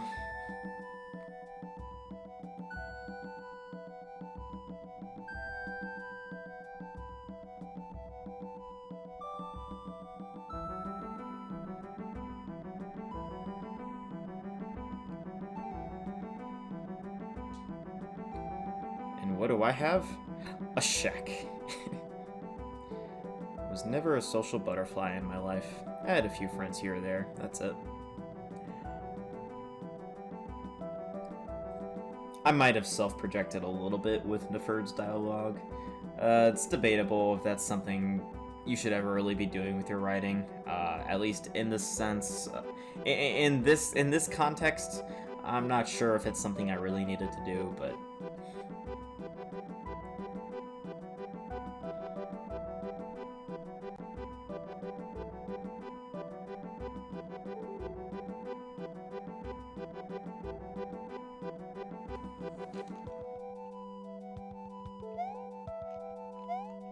Bowser statues. Could it be?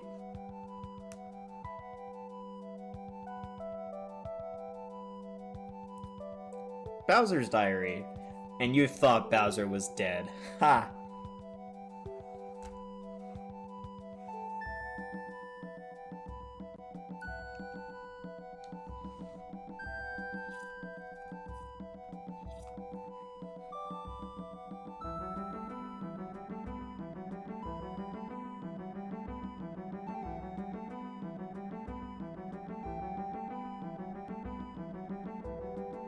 I know I say that every time.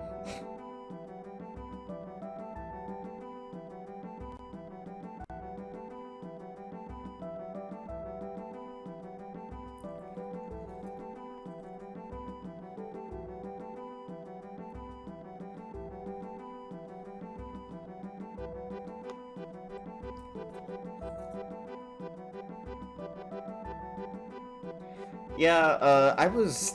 The thing is, this was all supposed to be building up to the Journey to the Mushroom Kingdom 4 that never happened, unfortunately. It's something I began development on, but I ended up canceling it for myriad reasons that I can't really go into. It's a bit much.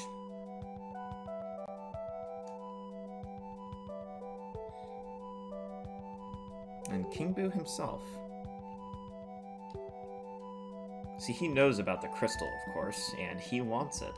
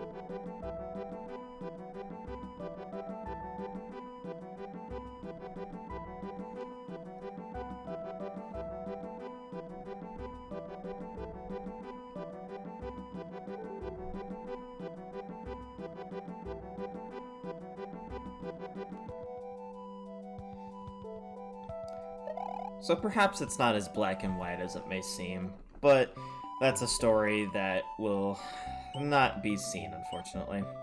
Honestly, if I could say something about 4, is that it simply got too ambitious. You could see I wanted to have all those plot threads come together with Luigi and Bowser and Lord Manituans, and yeah, that was just a bit too much. That would have been way too ambitious. I'm just one person, and there was no way in hell I would be able to get a whole team of... just a whole team behind me to help make that. Yeah, that was never gonna happen, so I decided to drop it. And while I am still working on a story-based hack, it is nowhere near, I decided it's going to be nowhere near as ambitious. So it's going to be something that I could feasibly make on my own. Which is what I should have done from the beginning, but oh well. You'll find out soon enough. And here we are at the finale. We believe in you. Thrash that king. You got this. Kill him quickly.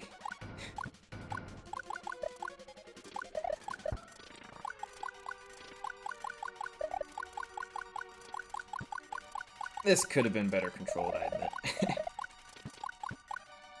Not to mention, all the stars you shoot are all sprites. So there could be a lot of slowdown.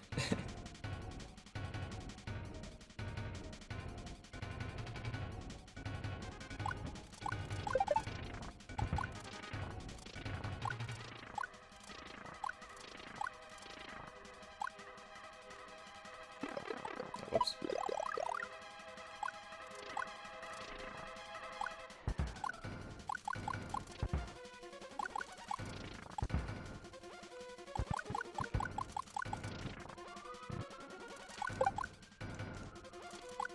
Oh. Uh-oh.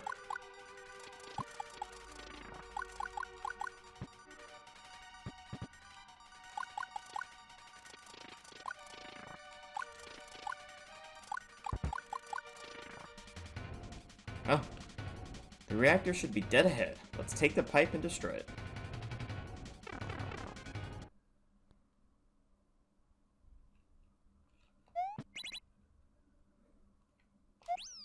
Checkpoint, of course.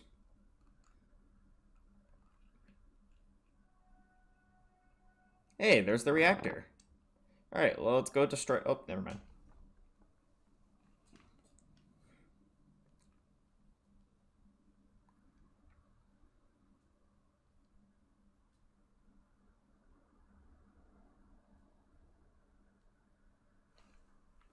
And here we have King Boo.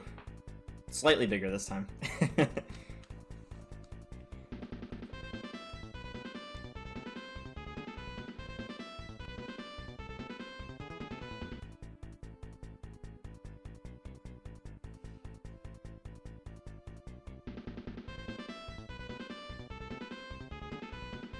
Oh, just a few minutes.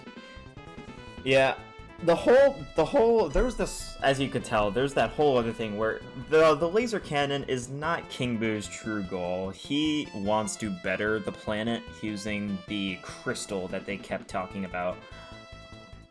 And he's using the laser cannon as a front because he's actively searching for this crystal.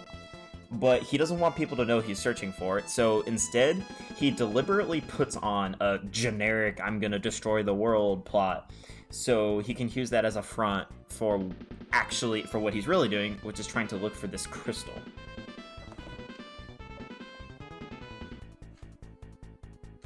And at this point, he was basically desperate to defeat Mario and Moonlight, so he could search for the crystal unimpeded, and he didn't, and therefore, these are the only two who are powerful enough to stop him, so he wouldn't have to put up this front anymore if he was able to defeat them.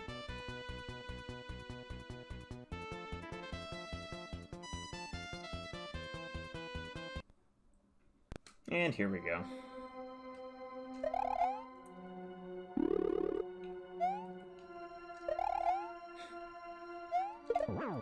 You know it's serious when the clouds don't even have their smile anymore.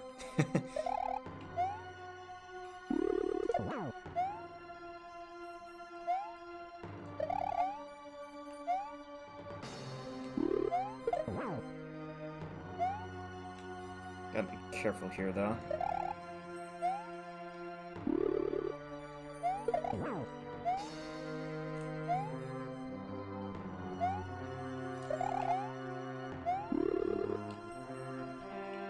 I also enjoyed this song because of just this song goes really hard. Or this remix or arrangement, I guess.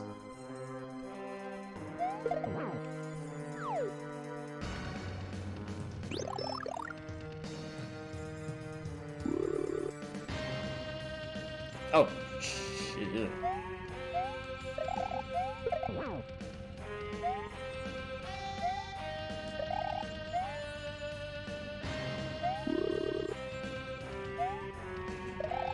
Oh, that was a weird way to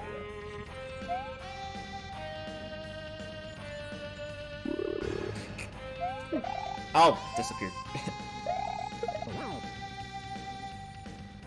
Over here.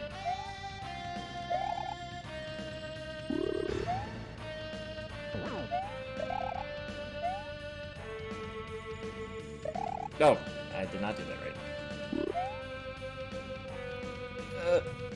Ooh.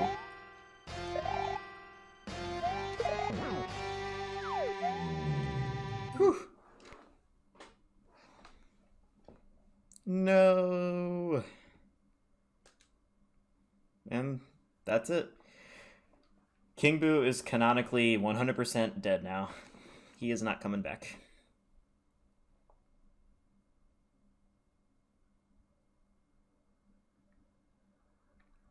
Though I admit I probably should have had him say something else before he died instead of just no.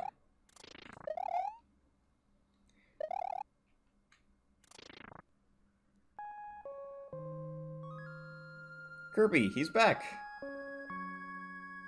And he used to actually speak in the original game, which of course was the stupidest thing ever, so I had him go back to saying Poyo.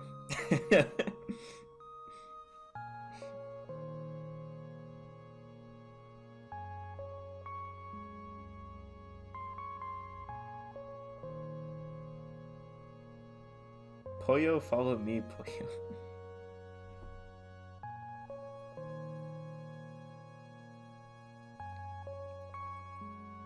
King Boo's gone, Kirby was saved, and the world is safe.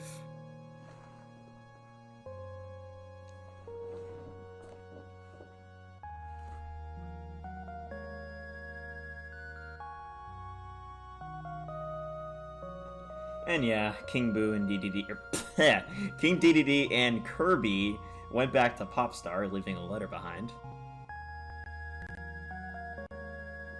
And that was my reason to write them out.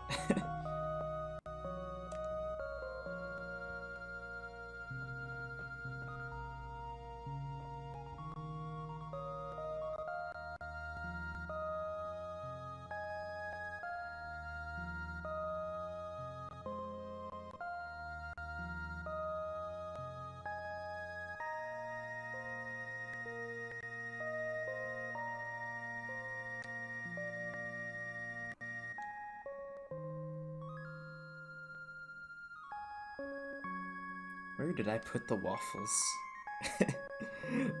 I loved putting that in as a running gag. Are we finally able to go back to the Mushroom Kingdom? We sure are. And of course Princess Peach is worried about them.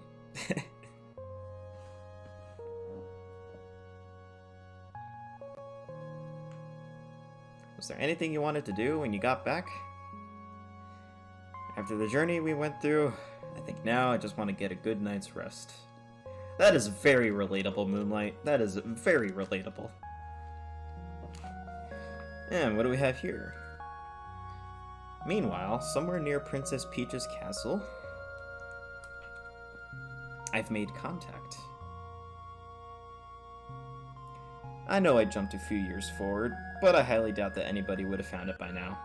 It's extremely elusive, you know. Yes, this is the Mushroom Kingdom. Now, who could this be? A little rock. They say that the Sophistrius crystal has the power to grant someone the secrets of traveling through time and space. And there it is. That is the crystal that they're talking about, or at least that's what it's actually called.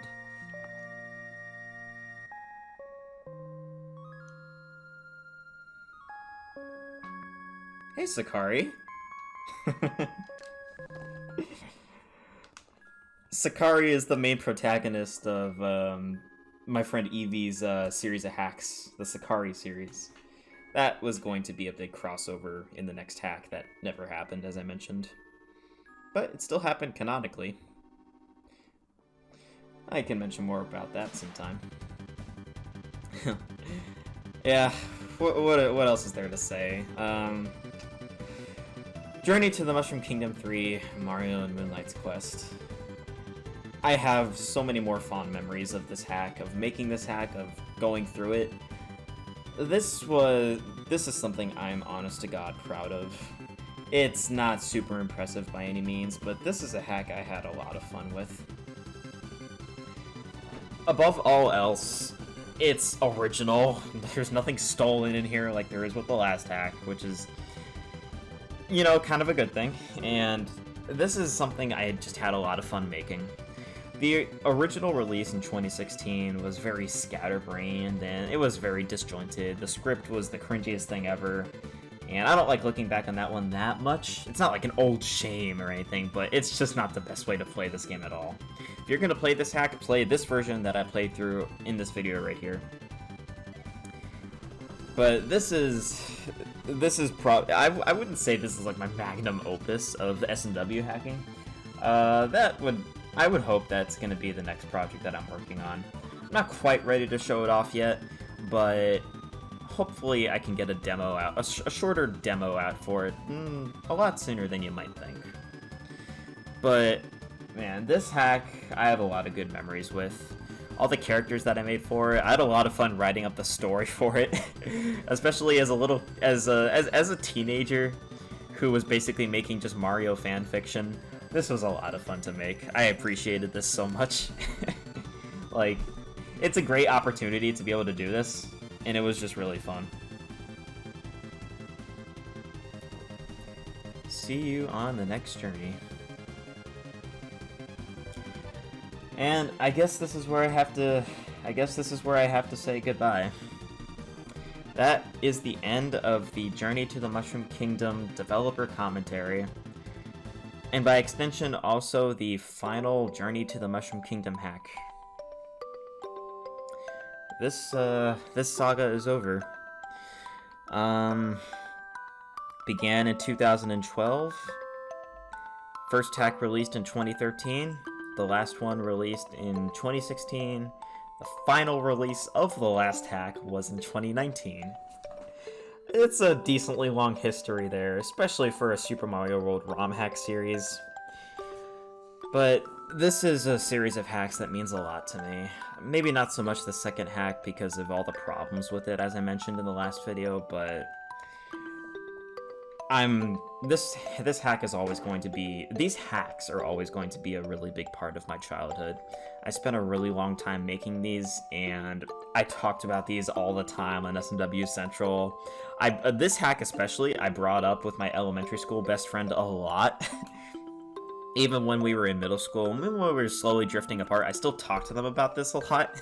I remember going to the park with them just for a play date, and I was talking about this hack with them, and I was talking about scrap story plans where I was originally planning on having Marks from Kirby being the surprise final boss for this hack, and then he was going to be the big villain for the next hack, and I had so many stupid ideas for this series. It's really funny looking back on it. It's just, making this hack especially, it was just such a good experience. I loved it, and it didn't get a glowing reception at first, but a few years passed, I released this update. I think it's pretty okay. Nothing mind-blowing. There are better hacks out there, but for what I was trying to accomplish, I'm proud of this project. I'm glad of what it became.